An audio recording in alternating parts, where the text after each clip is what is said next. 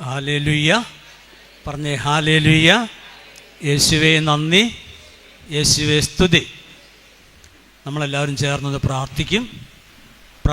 ശേഷം അതിനോട് ചേർന്ന് നമ്മൾ പാട്ടൊക്കെ പാടി നന്നായി ഒരുങ്ങിയാണ് വചനം കേൾക്കാൻ പോകുന്നത്. അപ്പോൾ നമുക്ക് അതിനെ പ്രാർത്ഥിക്കാം. നിങ്ങളവിടെ ഇരിക്കുന്നവർ കണ്ണുകളടച്ച് കരങ്ങളൊന്ന് മടിയിൽ തുറന്നു വയ്ക്കുന്നു. പുറത്തേക്ക് പോകുന്നവർ അത്യാവശ്യം കാര്യങ്ങൾ കഴിഞ്ഞ ശേഷം പെട്ടെന്ന് തന്നെ നമുക്ക് ഈ ധ്യാനങ്ങളിലേക്ക് കയറി പോരുകയും ചെയ്യാം. കണ്ണുകളടച്ച് കരങ്ങളൊന്ന് മടി തുറന്നു വയ്ക്കാം. 33-ാം സങ്കീർത്തനം 12-ാമത്തെ വചനം. കർത്താവ് ദൈവമായുള്ള ജനവും അവിടുന്ന് തനിക്ക് വേണ്ടി തിരഞ്ഞെടുത്ത ജനതയും ഭാഗ്യമുള്ളവരാണ്. ഈ വചനം നമ്മുടെ ഹൃദയത്തിൽ സ്വീകരിക്കുകയാണ്.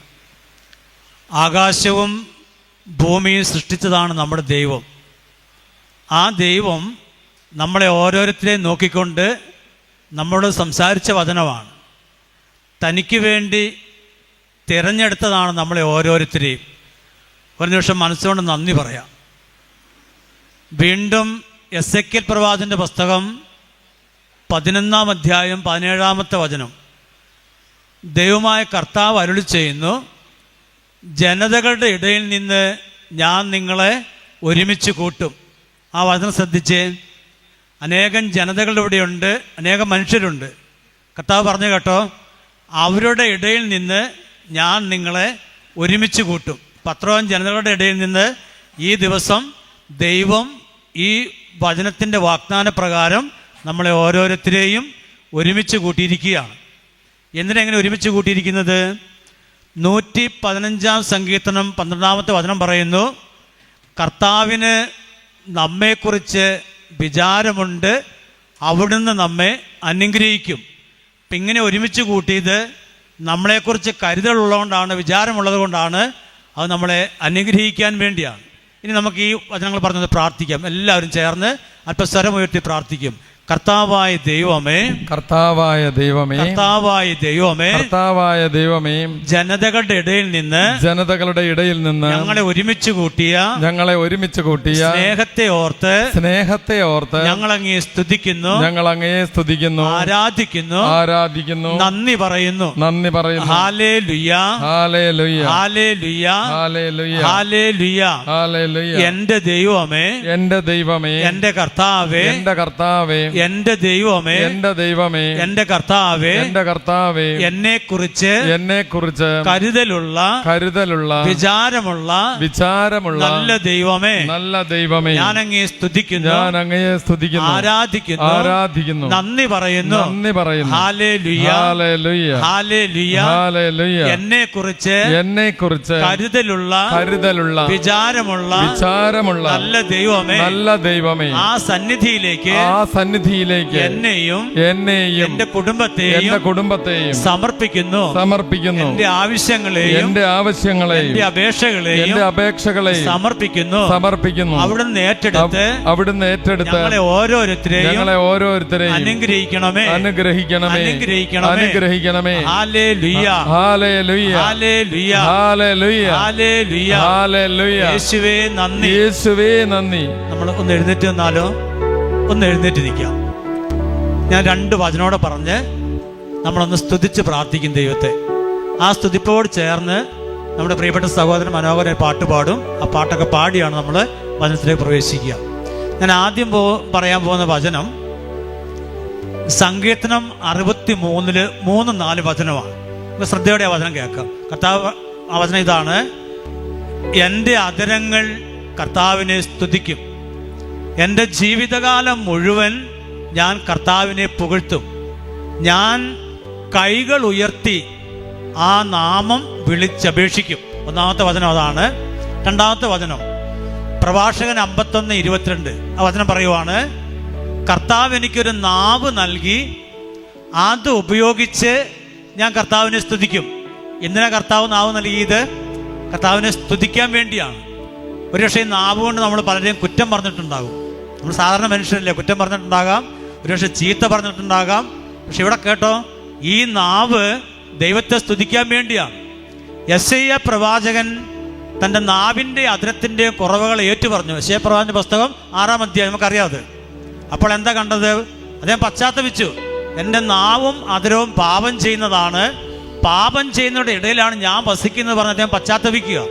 അപ്പോൾ ബലിപീഠത്തിൽ നിന്ന് സെറാബുകൾ ഒരാൾ ഒരു തീക്കനൽ കൊണ്ടുപോയി അദ്ദേഹത്തിൻ്റെ അതിരത്തെ സ്പർശിച്ചു.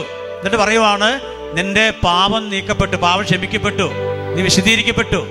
ഈ തീക്കനൽ എന്താണ്? അത് പരിശുദ്ധാത്മാവാണ്. എന്നിട്ട് പിന്നെ കാണുന്നത് എന്താണ്?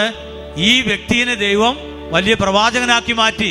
അതിരവും നാവും തൊണ്ടയും ഒക്കെ വിശദീകരിച്ച് ലോകം കണ്ടതിൽ വലിയൊരു പ്രഘോഷകനാക്കി ദൈവം അദ്ദേഹത്തെ അഭിഷേകം ചെയ്തു. അപ്പം നമുക്കൊരു അഭിഷേകം വേണം. അതുകൊണ്ട് നമ്മൾ സ്തുതിക്കാൻ പോവാണ്. അല്പസമയം കർത്താവിനെ സ്തുതിക്കുമ്പോൾ ഓർക്കുക, യേശുവെ നന്ദി, യേശുവെ സ്തുതി അങ്ങ് വിളിച്ച് പ്രാർത്ഥിച്ച് സ്തുതിച്ചോളാം. കഴിഞ്ഞ കാലങ്ങളിൽ നൽകിയ അനുഗ്രഹങ്ങളൊക്കെ ഓർത്ത് സ്തുതിക്കണം. മറ്റ് അപേക്ഷകളൊന്നും പറയണ്ട. സ്തുതി, നന്ദി, സ്തുതി മാത്രം സമർപ്പിച്ചുകൊണ്ട് ഏതാനും നിമിഷം നമ്മൾ സ്തുതിക്കും. കരങ്ങൾ ഉയർത്തിപ്പിടിച്ച്, 2 കരങ്ങൾ ഉയർത്തിപ്പിടിക്കുക, പരിപൂർണമായിട്ട് ഉയർത്തിപ്പിടിക്കുകയാണ്. സങ്കീർത്തനം 59:16 വചനം കൂടിയുണ്ട്. പ്രഭാതത്തിൽ കർത്താവേ, ഞാൻ അങ്ങയുടെ നാമത്തെ ഉച്ചത്തിൽ പ്രകീർത്തിക്കും. അങ്ങയുടെ നാമത്തെ കീർത്തനം പാടി സ്തുതിക്കുന്നതോടെയുണ്ട്. ഈ 2 വചനമൊക്കെ സ്വീകരിച്ചുകൊണ്ട് കരങ്ങൾ ഉയർത്തിപ്പിടിച്ച് സ്തുതിച്ച് പ്രാർത്ഥിക്കാം. Hallelujah, hallelujah, hallelujah. വലിയ ശക്തിയോടെ സ്തുതിച്ച് പ്രാർത്ഥിക്കട്ടെ. Hallelujah, hallelujah.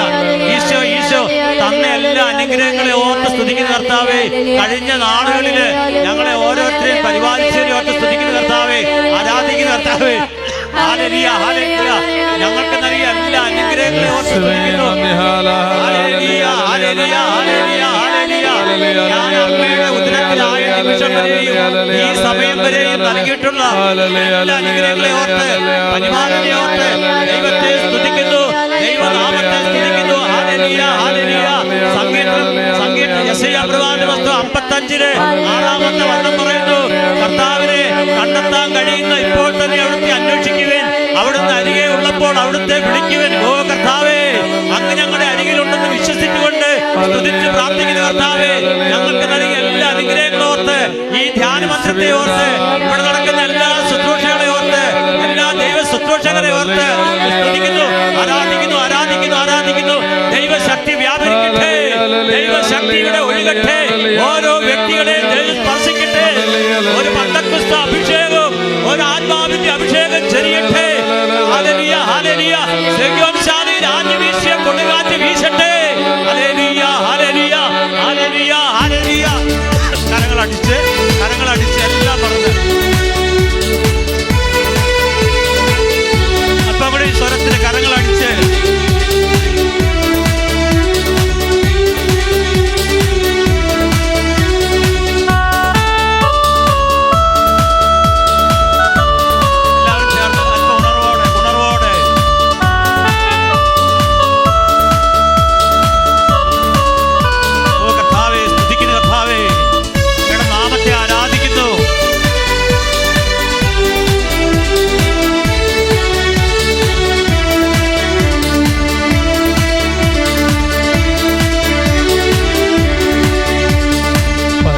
പരിശുദ്ധാത്മാവേ, പറന്നിറങ്ങണമേ, ിൽ നിറഞ്ഞതുപോൽ അഭിഷേകം ചെയ്യണമേ. പരിശുദ്ധാത്മാവേ, കാലുകളൊന്ന് മാറ്റി വെക്കാം, നമുക്ക് കാലുകളൊന്ന് മാറ്റി വെച്ച് ഒന്ന് ആയിക്കോട്ടെ, എല്ലാ ക്ഷീണവും വിട്ടുപോകട്ടെ. നിറയണമേ, നിറയണമേ, കവിയണമേ, കവിഞ്ഞൊഴുകണമേ. നിറയണമേ, നിറയണമേ, കവിയണമേ, കവിഞ്ഞൊഴുകണമേ. കരങ്ങളൊന്ന് ഉയർത്തിയടിക്കാം, കരങ്ങൾ ഉയർത്തി. ഓ പരിശുദ്ധാത്മാവേ, ദൈവശക്തിയായി ഞങ്ങളിലേക്ക് ഒഴുകണമേ. കരങ്ങൾ താഴ്ത്തി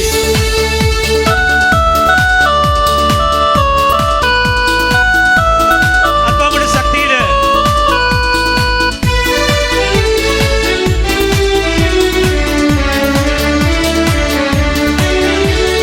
ജോർദാൻ നദിക്കരയിൽ പ്രാവിൻ രൂപത്തിൽ വന്ന് അഭിഷേകമായി തീർന്ന പാവനാത്മാവേ, ലോകസുഖമേഘം അശുദ്ധിയിൽ നിന്നും കാത്തു രക്ഷിച്ച അനുഗ്രഹമേ.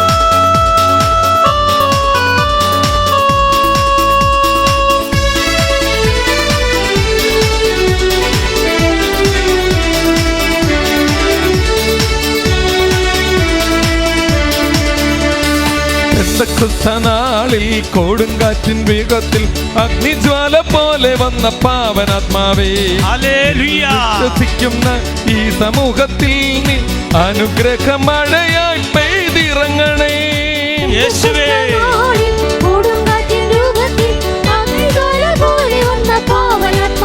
എല്ലാവരും കരങ്ങളടിച്ച് ശക്തിയില്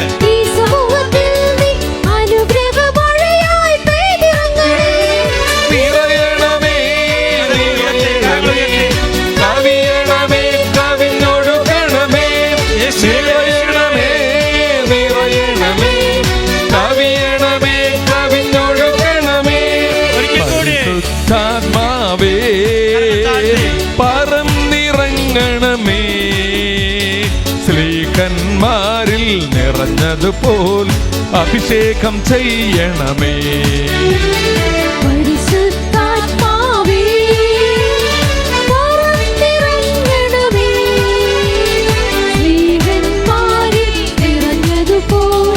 അഭിഷേകം ചെയ്യണമേ,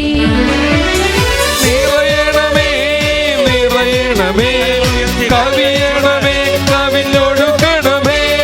നിറയണമേ നിറയണമേ, കവിയണമേ കവിഞ്ഞൊഴുകണമേ.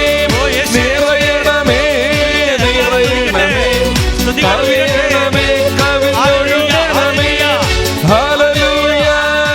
Hallelujah hallelujah hallelujah hallelujah hallelujah hallelujah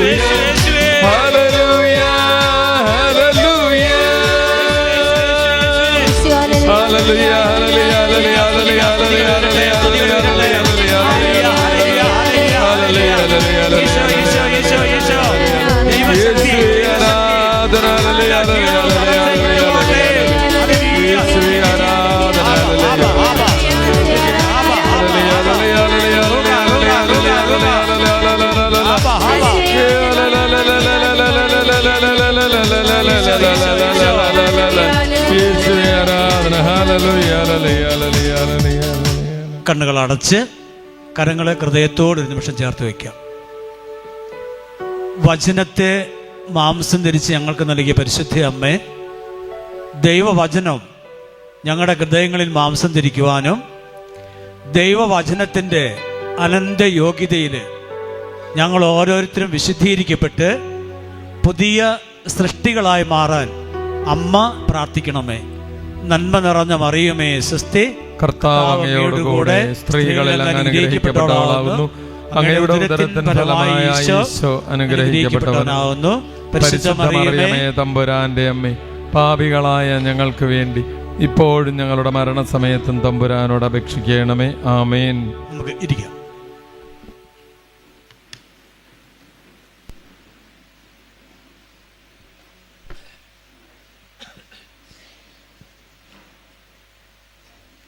ദൈവത്തിൻ്റെ അനുഗ്രഹം കൊണ്ട് ഇത് 7ാമത്തെ പ്രാവശ്യമാണ് ഞാൻ ഈ സീനായ ധ്യാന സെൻ്ററിൽ വരിക. നിങ്ങൾ എന്നെ ഓർക്കുന്നുണ്ടോ? ആരെങ്കിലും ഓർക്കുന്നുണ്ടോ? ഓർക്കുന്നുണ്ട് കൈവക്കാവോ? അപ്പോൾ പുതിയതായിട്ട് വന്നവരായിരിക്കും, കുറച്ച് പേരേ ഉള്ളൂ. ഞാൻ വയനാട്ടിലാണ്. വയനാട്ടിൽ ഇത്രയും ചൂടില്ലെന്ന് എനിക്ക് തോന്നുന്നത്. പാലക്കാട് നല്ല ചൂടാണ്. കേരളത്തിലെ ഏറ്റവും ചൂടുള്ള സ്ഥലമാണെന്ന് തോന്നുന്നു പാലക്കാടും നിലമ്പൂരും. അപ്പോൾ ഈ ചൂടിനെ ഓർത്ത് നമുക്ക് ദൈവത്തെ അങ്ങ് സ്തുതിക്കാം അല്ലേ? ദൈവത്തിന് നന്ദി പറയാം. ആമുഖമായിട്ട് ഞാനൊരു കാര്യം പങ്കുവെച്ചുകൊണ്ട് വചനത്തിലേക്ക് കടന്നു വരാം. ഒരു കുഞ്ഞിന് ദൈവം നൽകിയൊരു സന്ദേശമാണ്. ആ കുഞ്ഞിനോട് ഈശോ പറയുവാണ്, ഒരുപക്ഷെ നമുക്കവിടെ വേണ്ടിയൊരു സന്ദേശമായിരിക്കും ഇത്. മോളെ, ആരും എന്നെ സ്നേഹിക്കുന്നില്ല. എൻ്റെ അടുക്കൽ വരുന്നവരെല്ലാം ഓരോ ആവശ്യങ്ങൾക്ക് വേണ്ടിയാണ് വരുന്നത്. എന്നോട് സ്നേഹം ഉണ്ടായിട്ടല്ല, അവർക്ക് ഓരോ ആവശ്യങ്ങൾ സാധിച്ചു കിട്ടാൻ വേണ്ടിയാണ് അവരെൻ്റെ അടുക്കൽ വരുന്നത്. അവർ കാണിക്കുന്ന എല്ലാ ഭക്താഭ്യാസങ്ങളും, അവർ നമ്മളെല്ലാവരും കാണിക്കുന്ന എല്ലാ ഭക്താഭ്യാസങ്ങളും അവരുടെ ചില ആവശ്യങ്ങൾ നിറവേറി കിട്ടാൻ വേണ്ടിയാണ്. അതെന്നോടുള്ള സ്നേഹം കൊണ്ടല്ല. ഞാൻ ഏറ്റവും കൂടുതൽ നിങ്ങളിൽ നിന്ന് ആഗ്രഹിക്കുന്നത് നിങ്ങളെന്നെ എല്ലാറ്റിലും ഉപരി സ്നേഹിക്കണം. ദൈവം പറയുന്നത്, ഈശോ പറയുന്നതാണ്. എന്നിട്ട് ഈശോ ആ കുട്ടിക്ക് ഒരു പ്രാർത്ഥന പറഞ്ഞു കൊടുക്കുകയാണ്. നിങ്ങൾ പ്രാർത്ഥിക്കുമ്പോൾ ഇങ്ങനെ പ്രാർത്ഥിക്കണം: എൻ്റെ കർത്താവേ, എൻ്റെ ദൈവമേ, ഈ ലോകത്തിലെല്ലാറ്റിലുപരി ഞാനങ്ങേ സ്നേഹിക്കുന്നു. ചെറിയൊരു പ്രാർത്ഥനയല്ലേ?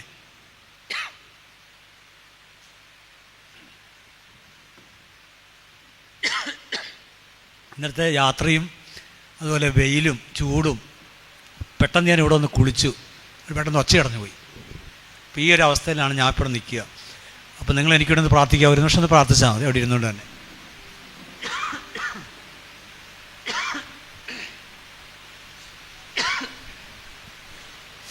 ഈ കാലാവസ്ഥ മാറുമ്പോൾ തന്നെ ചെറിയ ബുദ്ധിമുട്ടുണ്ടാവും. രണ്ട് കാലാവസ്ഥയിൽ, ഒന്ന് വയനാട്ട് കാലാവസ്ഥ വേറെ, ഒന്ന് ഇവിടെ മറ്റൊന്ന്.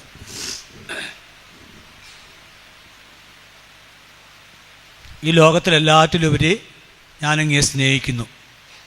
ഇതാണ് ഞാൻ നിങ്ങളിൽ നിന്ന് കേൾക്കാൻ ആഗ്രഹിക്കുന്ന പ്രാർത്ഥന. പ്രാർത്ഥന പഠിച്ചോ? എൻ്റെ കർത്താവേ, എൻ്റെ ദൈവമേ, ഈ ലോകത്തിലെല്ലാറ്റിലുപരി ഞാനങ്ങേ സ്നേഹിക്കുന്നു. എൻ്റെ കർത്താവേ, എൻ്റെ ദൈവമേ, ഈ ലോകത്തിലെല്ലാറ്റിലുപരി ഞാനങ്ങേ സ്നേഹിക്കുന്നു. ആമേൻ.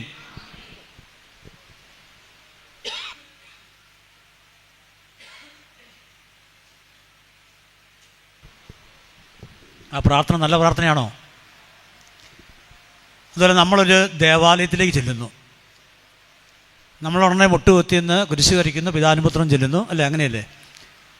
പിന്നെ പെട്ടെന്ന് നമ്മുടെ ആവശ്യങ്ങളൊക്കെ പറയുന്നു, എനിക്കത് വേണം, ഇത് വേണം. ഞാനടക്കോട്ടോ, ഞാൻ മാറ്റി നിർത്തിക്കൊണ്ടല്ല, ഞാൻ എങ്ങനെയാണ് പ്രാർത്ഥിച്ചിട്ടുണ്ട്, ഞാനും അതെ.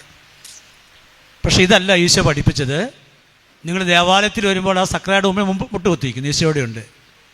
നിങ്ങൾ നന്ദി സ്തുതിയും പറയാൻ ആദ്യം ഈ പ്രാർത്ഥന: എൻ്റെ കർത്താവ്, എൻ്റെ ദൈവമേ, എല്ലാറ്റിലും ഞാൻ അങ്ങ് സ്നേഹിക്കുന്നു. അതങ്ങനെ പറയുന്നു കുറേ നേരം. പിന്നെ നന്ദി സ്തുതിയും പറയാം, തന്ന നന്മകളെ ഓർത്ത്. കഴിഞ്ഞ നാളുകളിൽ എന്തെല്ലാം നന്മ നൽകിയിട്ടുണ്ടാവും നമുക്ക്, എന്തെല്ലാം പരിപാലനയുണ്ട്, അല്ലേ? അതിനെ ഓർത്ത് നന്ദി പറയാം കുറേ നേരം. നന്ദി സ്തുതിയും പറയുന്നു, അതുപോലെ ഏറ്റവും കൂടുതൽ സ്നേഹിക്കുന്നു. ഇങ്ങനെ കുറേ പ്രാർത്ഥിച്ച് നന്ദി പറഞ്ഞ് സ്തുതിച്ച് സ്നേഹിച്ചിട്ടാണ് നമ്മുടെ ആവശ്യങ്ങൾ സമർപ്പിക്കുക. നിർഭാഗ്യവശാൽ ഞാൻ അങ്ങനെ ചെയ്യാറില്ലായിരുന്നു. ഞാൻ വരുന്ന മുട്ടുകുത്തുന്ന എന്തെങ്കിലും കാര്യം പറയുന്നു. ഇനി ദീപികാരൻ എടുത്ത് വെച്ചിട്ടുണ്ട് ആരാധനയാണെങ്കിൽ പോലും ഞാൻ വരുന്ന മുട്ടുകുത്തി ഉടനെ കൊന്തയെടുത്ത് കൊന്തയെല്ലാം തുടങ്ങുന്നു. കൊന്ത ചെല്ലണ്ടെന്നുള്ള അർത്ഥമല്ല ഞാൻ പറയുന്നത്, അങ്ങനെ ചിന്തിച്ചേക്കില്ല. അപ്പോൾ എൻ്റെ ഒരു ആവശ്യങ്ങൾ പറയുന്നു, ജപമാലയിൽ ഇന്ന ആവശ്യം, ഇന്ന ആവശ്യം. പക്ഷെ അതല്ല നമ്മൾ ചെയ്യേണ്ടത്. ജപമാലയൊക്കെ അവസാനമാണ്. ദിവ്യഗാനത്തിന് മുമ്പിൽ വന്ന് നിൽക്കുമ്പോൾ ഈശോയുടെ നന്ദി പറയുവാണ്. നിസ്സാര കാര്യമാണോ പ്രപഞ്ച സൃഷ്ടാവായി ദൈവം ഒരപ്പത്തിൻ്റെ രൂപത്തിലേക്ക് ഇറങ്ങി വരിക എന്ന് പറഞ്ഞ നിസ്സാര കാര്യമാണോ? പ്രപഞ്ച സൃഷ്ടാവായ ദൈവം പരിശുദ്ധ അമ്മയുടെ ഉദരത്തിലേക്ക് ഒരു മനുഷ്യ ശിശുവായി ഇറങ്ങി വന്നു. നിസ്സാര കാര്യമല്ല. അതേ ദൈവം വീണ്ടും നമ്മോടുള്ള സ്നേഹത്തെ പ്രതിയാണ് ഈ ദിവ്യകാരണത്തിലേക്ക് ഇറങ്ങി വരുന്നത്, അല്ലേ? ഇറങ്ങി വരുമോ? അപ്പം ഇത്ര വലിയവനായ ദൈവം ഇത്രത്തോളം ചെറുതായതാണ് വിശുദ്ധ കുർബാന, അല്ലെങ്കിൽ ഈ ദിവ്യകാരുണ്യം. അപ്പം അതിൻ്റെ മുമ്പിൽ വന്ന് നിൽക്കുമ്പോൾ നമ്മൾ ആദ്യമേ കൊന്തയിലും അല്ല ചെയ്യേണ്ടത്. അതിൻ്റെ മുമ്പിൽ വന്ന് നിൽക്കുമ്പോൾ ദൈവത്തെ ആരാധിക്കുകയാണ് ചെയ്യേണ്ടത്. ദൈവത്തിന് നന്ദി പറയണം, ദൈവത്തെ സ്തുതിക്കണം. എനിക്കത് അറിയത്തില്ലായിരുന്നു, പിന്നീട് ഞാൻ പഠിച്ചത്, മനസ്സിലാക്കിയത്. അപ്പോൾ ഈ ദിവ്യകാരൻ ഇവിടെ എഴുന്നള്ളിച്ച് വയ്ക്കുമ്പോൾ സ്വർഗം മുഴുവനും അവിടെ കുമ്പിട്ട് നിൽക്കുക. പരിശുദ്ധ അമ്മയും മറ്റെല്ലാ വിശുദ്ധരും മാലാഖമാരെല്ലാം ഇതിൻ്റെ മുമ്പിൽ കുമ്പിട്ട് താഴ്മയോടെ നിൽക്കുമ്പോഴാണ് നമ്മൾ വന്നിട്ട് ജപമാല ചൊല്ലിക്കൊണ്ട് അത് വേണം ഇത് വേണമെന്ന് പറയുന്നത്. അപ്പം ആ സ്വർഗീയ സൈന്യങ്ങളോട് ചേർന്ന്, ആ സ്വർഗീയ വിശുദ്ധരോട് ചേർന്ന്, അല്ലെങ്കിൽ ഈ പരിശുദ്ധ അമ്മയോട് ചേർന്ന് നമ്മൾ ഏതാനും നിമിഷം ദൈവത്തെ ആരാധിക്കണം. ഇത്ര ചെറുതായി വന്നതിനോർത്ത് നന്ദി പറയണം. അതെന്നോടുള്ള സ്നേഹത്തെ പ്രതിയാണ്. നന്ദി സ്തുതിയും പറയണം. എന്തെല്ലാം കാര്യത്താണ് നന്ദി പറയേണ്ടത്? നിർഭാഗ്യവശാൽ ഞാൻ ഒരിക്കൽ പോലും ദൈവത്തിന് നന്ദി പറയാറില്ല. ഇപ്പോഴല്ല, പണ്ട് ആദ്യകാലങ്ങളിലൊക്കെ. ഞാൻ തമിഴ്നാട്ടിൽ തഞ്ചാവൂർ എന്നൊരു സ്ഥലത്ത് ഞാനൊരു വിവാഹത്തിന് പങ്കെടുക്കാൻ പോയതാണ്. അപ്പം തഞ്ചാവൂർ ടൗണിൽ ചെന്നു, ഭക്ഷണം കഴിക്കേണ്ടതെല്ലാം ഭക്ഷണം കഴിച്ചു, പല കാര്യങ്ങൾക്ക് അങ്ങോട്ടൊക്കെ മാറി. ഞാനൊരു സ്ഥലത്തേക്ക് ഭക്ഷണം കഴിച്ച് പോയി നിൽക്കുമ്പോൾ ഞാൻ കാണുന്നൊരു കാഴ്ച, അവിടേക്ക് ഇലയിലെ ഭക്ഷണം കൊടുക്കുന്നത്, വാഴയിലയിൽ. ഇപ്പം ഇലകൾ കൂട്ടിയിടുന്നൊരു സ്ഥലമുണ്ട് ഈ ഹോട്ടലിൻ്റെ ഒക്കെ പുറകിൽ. അപ്പോൾ അവിടെ ഇങ്ങനെ ഇലകൾ കൊണ്ട് കൂട്ടിയിടുന്നുണ്ട്. ധാരാളം നായ്ക്കൾ, പട്ടികളവിടെ ഒന്ന് കഴിക്കുന്നുണ്ട് ഇത്. അപ്പോൾ അതിൻ്റെ ഇടയിലൂടെ ഒരു മനുഷ്യൻ പട്ടികളെ വകഞ്ഞു മാറ്റിക്കൊണ്ട് അതിൽ നിന്ന് ചോറ് കൈയിട്ട് വാരി കഴിക്കുകയാണ്. ഞാനിങ്ങനെ കുറച്ചു നേരം നോക്കി, പെട്ടെന്ന് എനിക്ക് സങ്കടം വന്നു. അന്നാണ് ഞാൻ ആദ്യമായിട്ട് ദൈവം എനിക്ക് നൽകിയ ഭക്ഷണത്തെ ഓർത്ത് നന്ദി പറഞ്ഞ. ആ തഞ്ചാവൂർ ടൗണിൽ നിന്നുകൊണ്ട് അതിനു മുമ്പ് ഞാൻ ഭക്ഷണം കഴിക്കുമ്പോൾ നന്ദി പറയാറില്ല. കാരണം 3 നേരം ഭക്ഷണം കഴിക്കാൻ ദൈവം എനിക്ക് നൽകിയിട്ടുണ്ട്. ഒരിക്കൽ പോലും ദൈവമേ ഇത് തന്നതിന് നന്ദി എന്നൊരു വാക്ക് ഞാൻ പറഞ്ഞിട്ടില്ല. എത്രയോ പേരാണ് ഒരു നേരത്തെ ഭക്ഷണം കഴിക്കാൻ ബുദ്ധിമുട്ടുന്ന കാലം അല്ലേ ലോകത്ത് എവിടെയൊക്കെ ഉണ്ടാവും. ഇനി ഭക്ഷണം ഉണ്ടായിട്ട് കഴിക്കാൻ പറ്റാത്തവരില്ലേ, ഒരു രോഗാവസ്ഥയിൽ ഭക്ഷണം കഴിക്കത്തില്ല, ചോറ് കഴിക്കത്തില്ല, അല്ലെ അരിയാഹാരം കഴിക്കാത്ത എത്രയോ മനുഷ്യരുണ്ട്. അപ്പോഴാണല്ലോ ദൈവമേ 3 നേരം എനിക്ക് ഭക്ഷണം കഴിക്കാൻ ദൈവം എന്നെ അനുവദിച്ചല്ലോ, തന്നല്ലോ, അതിനെ ഓർത്ത് ആദ്യം നന്ദി എന്ന് പറയുന്നത്. അത് ഇന്ന് വരെയും ഇനി ഹോട്ടലിൽ നിന്ന് കഴിച്ചാലും എവിടെ നിന്ന് കഴിച്ചാലും നന്ദി പറയാൻ ഭക്ഷണം കഴിക്കുകയില്ല. എനിക്ക് തന്നതിനെ ഓർത്ത് നന്ദി, ഇത് കഴിക്കാൻ പറ്റിയതിനെ ഓർത്ത് നന്ദി, അതോടൊപ്പം തന്നെ ഇല്ലാത്തവർക്ക് വേണ്ടി ഒരു നിമിഷം പ്രാർത്ഥിച്ചിട്ടേ ഞാൻ ഭക്ഷണം കഴിക്കുകയുള്ളൂ. പുൽപ്പള്ളിയാണ് എൻ്റെ വീട്, വയനാട്ടിൽ. ഇപ്പം ഞാനൊരിക്കലും ചെരുപ്പ് വാങ്ങാൻ വേണ്ടി കടയിൽ പോയതാണ്. ഇപ്പം ചെരുപ്പിങ്ങനെ നോക്കുന്ന സമയത്ത് ഒരു 10-15 വയസ്സുള്ള ഒരു പെൺകുട്ടി അതിൻ്റെ അപ്പനെ ഒരു ഉന്തുവണ്ടിയിൽ ഉന്തിക്കൊണ്ട് വരിക. ഉന്തുവണ്ടി എന്ന് പറഞ്ഞാൽ 4 ചക്രമുള്ളൊരു വണ്ടിയാണ്. അദ്ദേഹത്തിൻ്റെ 2 കാലും മുറിച്ച് കളഞ്ഞ കാലാണ്, എളി വരെ മുറിച്ചു 2 കാലും. എന്നിട്ട് ഭിക്ഷയായിരിക്കാൻ വരിക. ഞാൻ കുറച്ചു നേരം ഈ കുട്ടീനെയും ഇദ്ദേഹത്തെ നോക്കി, ഇദ്ദേഹത്തിൻ്റെ കാലുകളിലേക്ക് നോക്കി. എൻ്റെ കണ്ണ് മെല്ലെ നിറഞ്ഞു. ഞാൻ ഈ അട്ടാരെന്ന് പറയുന്ന കാര്യമാണ്, പെട്ടെന്ന് എൻ്റെ കണ്ണ് നിറഞ്ഞു. ഒരിക്കൽ പോലും ഞാൻ എൻ്റെ കാലുകളെ ഓർത്ത് നന്ദി പറഞ്ഞിട്ടില്ല. ഒരു കുഴപ്പമില്ല എൻ്റെ കാലിന്, ആരോഗ്യമുള്ള കാലാണ്. ദൈവം ഇത് തന്നതിന് നന്ദി ഞാൻ പറഞ്ഞിട്ടില്ല. ആദ്യം ആ പുൽപ്പള്ളിയിൽ ആ ചെരുപ്പടയിൽ നിന്നുകൊണ്ടാണ് എൻ്റെ കാലുകളെ ഓർത്ത് ഞാൻ നന്ദി പറഞ്ഞത്. നിങ്ങൾക്കറിയാതിരിക്കും, ഡിവൈൻ ധ്യാന കേന്ദ്രത്തിൽ പണ്ട് 2 കൈയും മുറിഞ്ഞു പോക്കപ്പെട്ട ഒരു മനുഷ്യൻ സാക്ഷ്യം പറയുന്നുണ്ടായിരുന്നു. അദ്ദേഹം ആത്മഹത്യ ചെയ്യാൻ വേണ്ടി ട്രെയിന് മുമ്പിൽ ചാടിയതാണെന്നാണ് പറഞ്ഞത്. പക്ഷേ കയ്യെ കൂടി കയറിപ്പോയി, 2 കൈയും പോയി. ഉറക്കം വരുന്നുണ്ടോ? കണ്ണ് തുറന്നിരുന്നേ, ആടിപ്പോകുന്നുണ്ടല്ലോ. 2 കൈയും മുറിക്കപ്പെട്ട അതായത് സാക്ഷ്യം പറയുന്ന സമയത്ത് എല്ലാവരും എഴുന്നേൽപ്പിച്ചത് കൈയടിച്ച് പാടിക്കുക, നേരത്തെ നമ്മൾ പാടിച്ച പോലെ. അപ്പോൾ അതുവരെ ഞാനിങ്ങനെ കൈ കെട്ടി നിൽക്കിയത്, എനിക്കൊരു മടിയാണ് കൈയടിച്ച് പാടാൻ. അപ്പോൾ നോക്കുമ്പോൾ ഈ മനുഷ്യൻ 2 കൈയില്ലാത്ത ഈ മനുഷ്യൻ മുട്ട താഴെ 2 കൈയും ഇല്ല, എന്നിട്ട് ആ മുറിക്കൈ വെച്ചിട്ട് കൈയടിക്കുക. അതോ കണ്ടപ്പോഴാണ് ഞാൻ എൻ്റെ കൈകളെ പറ്റി ഓർത്ത്. എൻ്റെ കൈകൾക്ക് ഒരു കുഴപ്പമില്ല. അന്നാണ് ഞാൻ ആദ്യമായിട്ട് എൻ്റെ കൈകളെ ഓർത്ത് നന്ദി പറഞ്ഞത്. പ്രിയപ്പെട്ടവരെ, ഒരു തവണ ഞാൻ തൃശ്ശൂറാണോ ഇത് സ്ഥലം ഞാൻ ഓർക്കുന്നില്ല, അങ്ങനെ പോകുമ്പോൾ ഈ തീവണ്ടിക്ക് പോകുമ്പോൾ ചേരി പ്രദേശത്ത് 4 കാല് നാട്ടി അതിൽ സീറ്റ് വലിച്ചു കെട്ടി അതിനടിയിൽ ഭാര്യയും മക്കളും കുഞ്ഞുങ്ങളെ കിടന്നുറങ്ങുന്നത് ഞാൻ കണ്ടു. ചെറിയൊരു കുടുംബങ്ങളാണ്. ആ ട്രെയിനിൽ പോകുമ്പോഴാണ് ദൈവമേ എനിക്ക് കിടക്കാൻ അങ്ങനെ നല്ലൊരു വീട് തന്നല്ലോ. ആദ്യമായിട്ടാണ് ഞാൻ അന്ന് നന്ദി പറഞ്ഞത്, വീടിനെ ഓർത്ത്. പിന്നെ ഈ നിമിഷം വരെയും ഞാൻ നന്ദി പറയും. അതുവരെ എൻ്റെ കഴിവിന് ഞാൻ ഉണ്ടാക്കിയത്, എൻ്റെ പൈസയും കൊണ്ട് ഉണ്ടാക്കിയത് ആ ചിന്തയായിരുന്നു. പക്ഷേ ഇത് കണ്ടപ്പോഴാണ് ദൈവം തന്ന ഇതിനെ ഓർത്ത് ഞാൻ നന്ദി പറഞ്ഞത്. ഒരിക്കലും എൻ്റെ അടുക്കൽ ഒരു 2 ദമ്പതികൾ വന്നു, പ്രാർത്ഥിക്കാൻ വേണ്ടി വന്നതാണ്. അവർക്ക് കുഞ്ഞുങ്ങളില്ല, വിവാഹം കഴിഞ്ഞ് ഒത്തിരി വർഷങ്ങളായി, ചികിത്സകളൊക്കെ ഒത്തിരി നടത്തി. അങ്ങനെയാണ് ഇത് ധ്യാനിക്കാൻ വരുന്നത്. ഇവർ വന്ന് എനിക്ക് പ്രാർത്ഥിക്കാൻ വന്ന് ഞാൻ കൊണ്ട് പ്രാർത്ഥിച്ചു. അവർ പോയി കഴിഞ്ഞപ്പോഴാണ് ഞാൻ ഓർത്തത്, ദൈവമേ എനിക്ക് 3 കുഞ്ഞുങ്ങളെ ദൈവം നൽകിയിട്ടുണ്ട്. ഒരിക്കൽ പോലും ഞാൻ എൻ്റെ മക്കളെ ഓർത്ത് നന്ദി പറഞ്ഞിട്ടില്ല. ഇത് ദൈവം തന്ന ദാനമാണെന്ന് അന്ന് എനിക്ക് തിരിച്ചറിഞ്ഞിട്ടില്ല. എന്നാൽ മക്കളില്ലാത്തവർ പ്രാർത്ഥിക്കാൻ വന്നപ്പോഴാണ് മക്കൾ ദൈവത്തിൻ്റെ ദാനമാണ് തിരിച്ചറിഞ്ഞത്. 127 സങ്കീർത്തനം 3-ാമത്തെ വചനം വായിച്ചിട്ടുണ്ടോ നിങ്ങൾ? മക്കൾ ദൈവത്തിൻ്റെ ദാനമാണ്, ഉദരബലം ഒരു സമ്മാനമാണ് ഒക്കെ പിന്നീട് അറിയുന്നത്. അപ്പം അന്ന് മുതൽ ഈ നിമിഷം വരെയും എൻ്റെ മക്കളെ ഓർത്ത്, എൻ്റെ മക്കളുടെ കുഞ്ഞുങ്ങളെ ഓർത്ത്, പങ്കാളികളെ ഓർത്തൊക്കെ നന്ദി പറയും.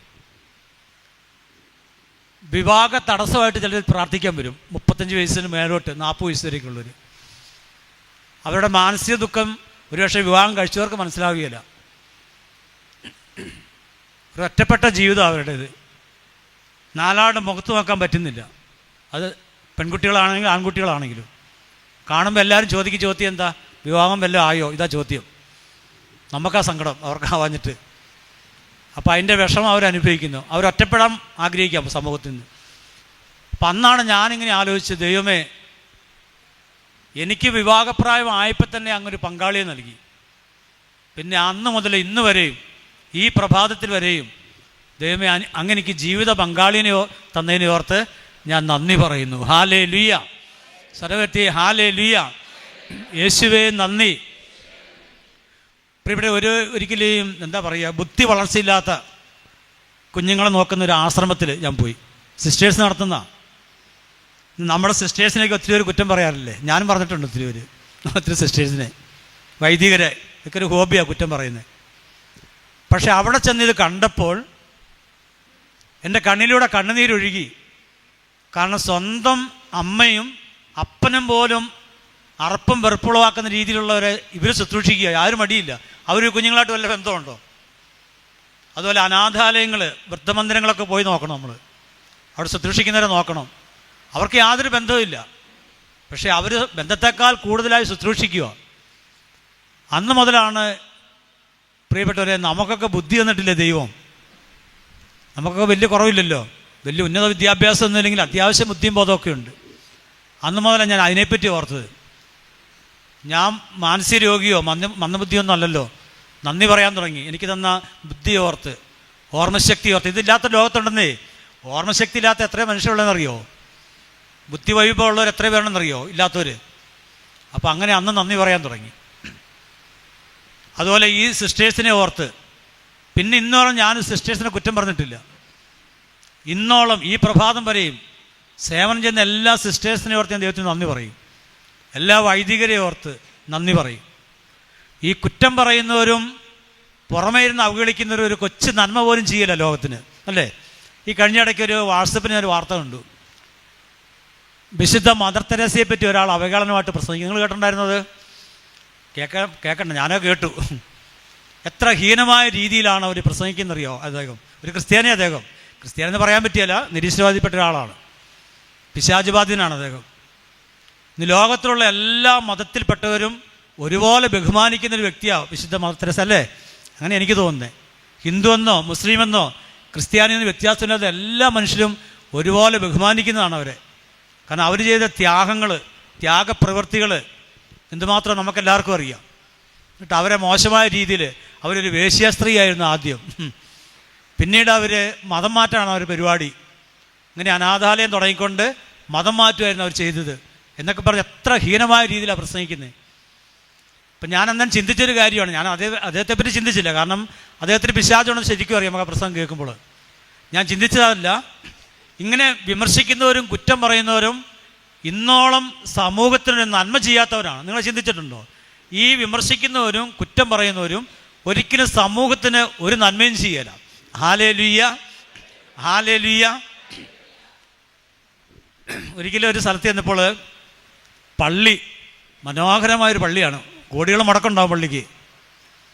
ഇപ്പോൾ പണ്ടൊക്കെ ഞാനിങ്ങനെ പറയുമായിരുന്നു, ഇതിൻ്റെ വലിയ ആവശ്യമുണ്ടോ ദൈവത്തിൻ്റെ പള്ളി, ഇത്ര വലിയ പള്ളി വേണോ? കാരണം എനിക്ക് 5 ദിവസം മുടക്കില്ല പള്ളിക്ക്, ആരോടൊക്കെ മുടക്കി ഉണ്ടാക്കിയിരിക്കുന്ന. അങ്ങനെ ഞാനിങ്ങനെ ഒരിക്കലും വിമർശിക്കുന്ന ഒരാളായിരുന്നു, പള്ളി കൂടുതൽ നന്നായി പണിയുന്നതിനെ ഓർത്ത്. അങ്ങനെ ഇരിക്കുമ്പോൾ ഒരു ദിവസം ഞാനിങ്ങനെ പ്രാർത്ഥിച്ചിരിക്കുമ്പോൾ എൻ്റെ മനസ്സിൽ കർത്താവ് ഒരു ചിന്ത തന്നു. എന്താണെന്നറിയാവോ? ഞാൻ താമസിക്കുന്ന പുൽപ്പള്ളി പ്രദേശം എന്ന് പറഞ്ഞു, ഒരു കുടിയേറ്റ പ്രദേശമായിരുന്നു. ഞാനൊക്കെ ഉണ്ടാകുന്നതിന് മുമ്പ് അവിടെ കുടിയേറിയതാണ് എൻ്റെ മാതാപിതാക്കന്മാരൊക്കെ. അപ്പം അന്നൊക്കെ എല്ലാ വീടുകളും എങ്ങനെയായിരുന്നു? കച്ചി കൊണ്ട് മേഞ്ഞ വീടുകളാണ്. ചാണാനം കൊണ്ടാണ് തറ മെഴുകുന്നത്, അല്ലേ? നിങ്ങൾക്കറിയത്തില്ലേ? ചിലർക്ക് അനുഭവിച്ചിട്ടുണ്ടാവും. ചാണാനം കൊണ്ട് തറയൊക്കെ മെഴുകുന്നു. ഭിത്തി എന്ന് പറയുന്ന ഒന്നിലെ പച്ചക്കട്ടയായിരിക്കും, അല്ലെങ്കിൽ ഈ ഇല്ലി കീറിയിട്ട് ടൈല് പോലെ മെടഞ്ഞിട്ട് അതേൽ മണ്ണെറിഞ്ഞ് പിടിപ്പിക്കുക. അങ്ങനെയാണ് അന്നത്തെ. ഇന്ന് നിങ്ങൾ ആരെങ്കിലും പുൽപ്പള്ളിക്ക് വന്ന് നോക്കിക്കേ. എനിക്ക് തോന്നുന്നത് ലോകത്തിലെ ഏറ്റവും വലിയ വീടുകളുള്ള ആ ഭാഗത്താണ്, വയനാട്ടിലേക്കാണ്. എത്ര ലക്ഷമൊക്കെ മുടക്ക് അത് ഞാൻ പറയുന്നില്ല, അതുപോലെ ലക്ഷങ്ങൾ മുടക്കിയ വീടുകളാണ്. അപ്പം ഞങ്ങൾക്കൊരു പള്ളി, പുല്ലുകൊണ്ട് മേഞ്ഞൊരു പള്ളി മതിയോ? അന്ന് പുല്ലുകൊണ്ട് മേഞ്ഞ പള്ളിയായിരിക്കാം. പള്ളി ഇല്ലാത്തൊരു കാലഘട്ടമുണ്ട്, അത് വേറെ വശം. ഇന്ന് അങ്ങനെ ഒരു പള്ളി മതിയോ? അപ്പം നമുക്ക് മനോഹരമായ ഒരു പള്ളി വേണ്ടേ? അതാ ഇടവക്കാരുടെ അധ്വാനമാണ്. ഇടവക്കാരുടെ അധ്വാനവും പ്രാർത്ഥനയും കഷ്ടപ്പാടൊക്കെയാണ് മനോഹരമായ പള്ളികൾ ഉണ്ടാകുന്നത്. അതിനെ മാറി നിന്ന് കുറ്റം പറഞ്ഞ കാര്യം. ഞാൻ ജീവസം മുടക്കിയിട്ടില്ല, എന്നിട്ട് ഞാൻ കുറ്റം പറയുന്നത്. എനിക്ക് ആരും മുടക്കുമില്ല.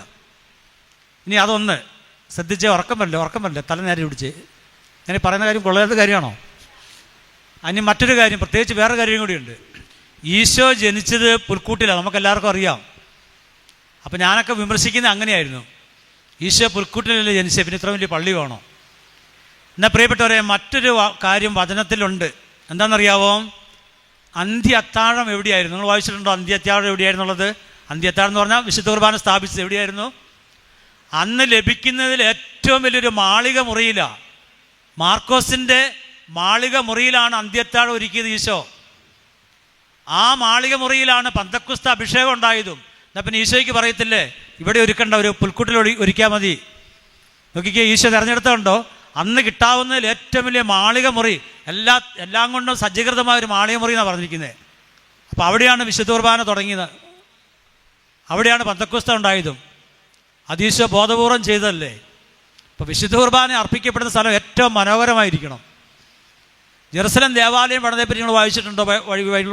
വായിച്ചിട്ടുണ്ടോ? നമ്മൾ തന്നെ അതിശയിച്ചു. ദൈവം പറഞ്ഞു കൊടുത്ത് പണിയിപ്പിച്ചതാണ്. അൾത്താരെയൊക്കെ പൊന്നും കൊണ്ടും സ്വർണം കൊണ്ടൊക്കെ അലങ്കരിച്ചിരിക്കുന്നത്. അതിന് ദൈവം പൊട്ടനായിട്ടാണ് അങ്ങനെ ചെയ്യുന്നത്. അപ്പോൾ പ്രിയപ്പെട്ടവരെ, ദേവാലയം ഏറ്റവും മനോഹരമായിട്ട് പണിയണം. അതിന് എന്തുമാത്രം പ്രവൃത്തി കൂട്ടും അത്രയും കൂട്ടും. കാരണം ദൈവം വസിക്കുന്ന ആലയമാണ് അവിടെ. ഹല്ലേലൂയ, സനമേത്തി ഹല്ലേലൂയ, യേശുവേ നന്ദി, യേശുവേ സ്തുതി. അപ്പം ഇങ്ങനെ നോക്കുമ്പോൾ ധാരാളം കാര്യങ്ങളിൽ നന്ദി പറയാനുണ്ട്. നമുക്ക് ധാരാളം കാര്യങ്ങളിൽ നന്ദി പറയാനുണ്ട്. അതുപോലെ ദൈവത്തെ സ്നേഹിക്കേണ്ടവരാണ് നമ്മളെപ്പോഴും ഈ ആധുനികമായിട്ട് നടക്കേണ്ടവരല്ല. ഞാനടക്കം പറയുന്നത്, എന്നെ മാറ്റി നിർത്തിക്കൊണ്ടല്ല, ഞാൻ ഇതേ രീതി കടന്നു വന്ന ആളാണ്. എവിടെ ചെന്നാലും എനിക്ക് അത് വേണം ഇത് വേണമെന്നേ പ്രാർത്ഥനയുള്ളൂ. ദൈവമേ തന്നതിന് നന്ദി എന്നൊരു വാക്ക് പറയുകയില്ല. അതെൻ്റെ സ്വഭാവമായിരുന്നു. പിന്നീട് കാലങ്ങളൊക്കെ മാറി കുറച്ചും കൂടെയൊക്കെ ജ്ഞാനവും ബുദ്ധിയൊക്കെ വന്നപ്പോഴാണ് എനിക്ക് മനസ്സിലായത് എന്തെല്ലാം കാര്യം ദൈവം നമുക്ക് നൽകിയിരിക്കുന്നത്, എന്തെല്ലാം കാര്യങ്ങൾ. അപ്പോൾ അങ്ങനെ ഓർക്കുമ്പോൾ നന്ദി പറയാനേ നമുക്ക് വാക്കുകളുള്ളൂ. പീരിക്കുന്ന സഹോദരൻ എനിക്കറിയത്തില്ല. ഈ സഹോദരൻ വലിയൊരു കോടീശ്വരനായ മനുഷ്യനാണ്. ഒരു ഉദാഹരണം പറയുന്ന, ഈ ലോകത്തിൽ ഞാൻ ഏറ്റവും കൂടുതൽ സ്നേഹിക്കുന്ന ഈ വ്യക്തിനെയാണ്. ആ വ്യക്തിക്ക് അറിയാം, അദ്ദേഹത്തിൻ്റെ സ്വന്തക്കാരേക്കാളും പങ്കാളിയേക്കാളും എല്ലാവരേക്കാളും കൂടുതൽ ഞാൻ ഈ വ്യക്തിയെ സ്നേഹിക്കുന്നുണ്ട്. ഞാനൊരു പാവപ്പെട്ട മനുഷ്യനാണ്. അങ്ങനെ ഇരിക്കുമ്പോൾ എൻ്റെ കുഞ്ഞിനൊരു അസുഖം വന്ന ആശുപത്രിയിലായി, ഓപ്പറേഷൻ വേണ്ടി വരുന്ന കേസ് കേട്ടാ. ഈ സഹോദരൻ അത് അറിഞ്ഞു. ഞാൻ പോയി അദ്ദേഹത്തിനോട് ചോദിക്കണോ പൈസ? അദ്ദേഹം ഓടി വന്ന് എന്നെ സഹായിക്കും. എൻ്റെ കാരണം എന്താ? ഞാൻ ഈ ലോകത്തിൽ ഏറ്റവും കൂടുതൽ സ്നേഹിക്കുന്ന വ്യക്തിയാണ് അദ്ദേഹം. അപ്പം ഞാൻ ചോദിക്കാതെ തന്നെ എൻ്റെ ആവശ്യത്തിലേക്ക് ആ സഹോദരൻ കടന്നു വരിക.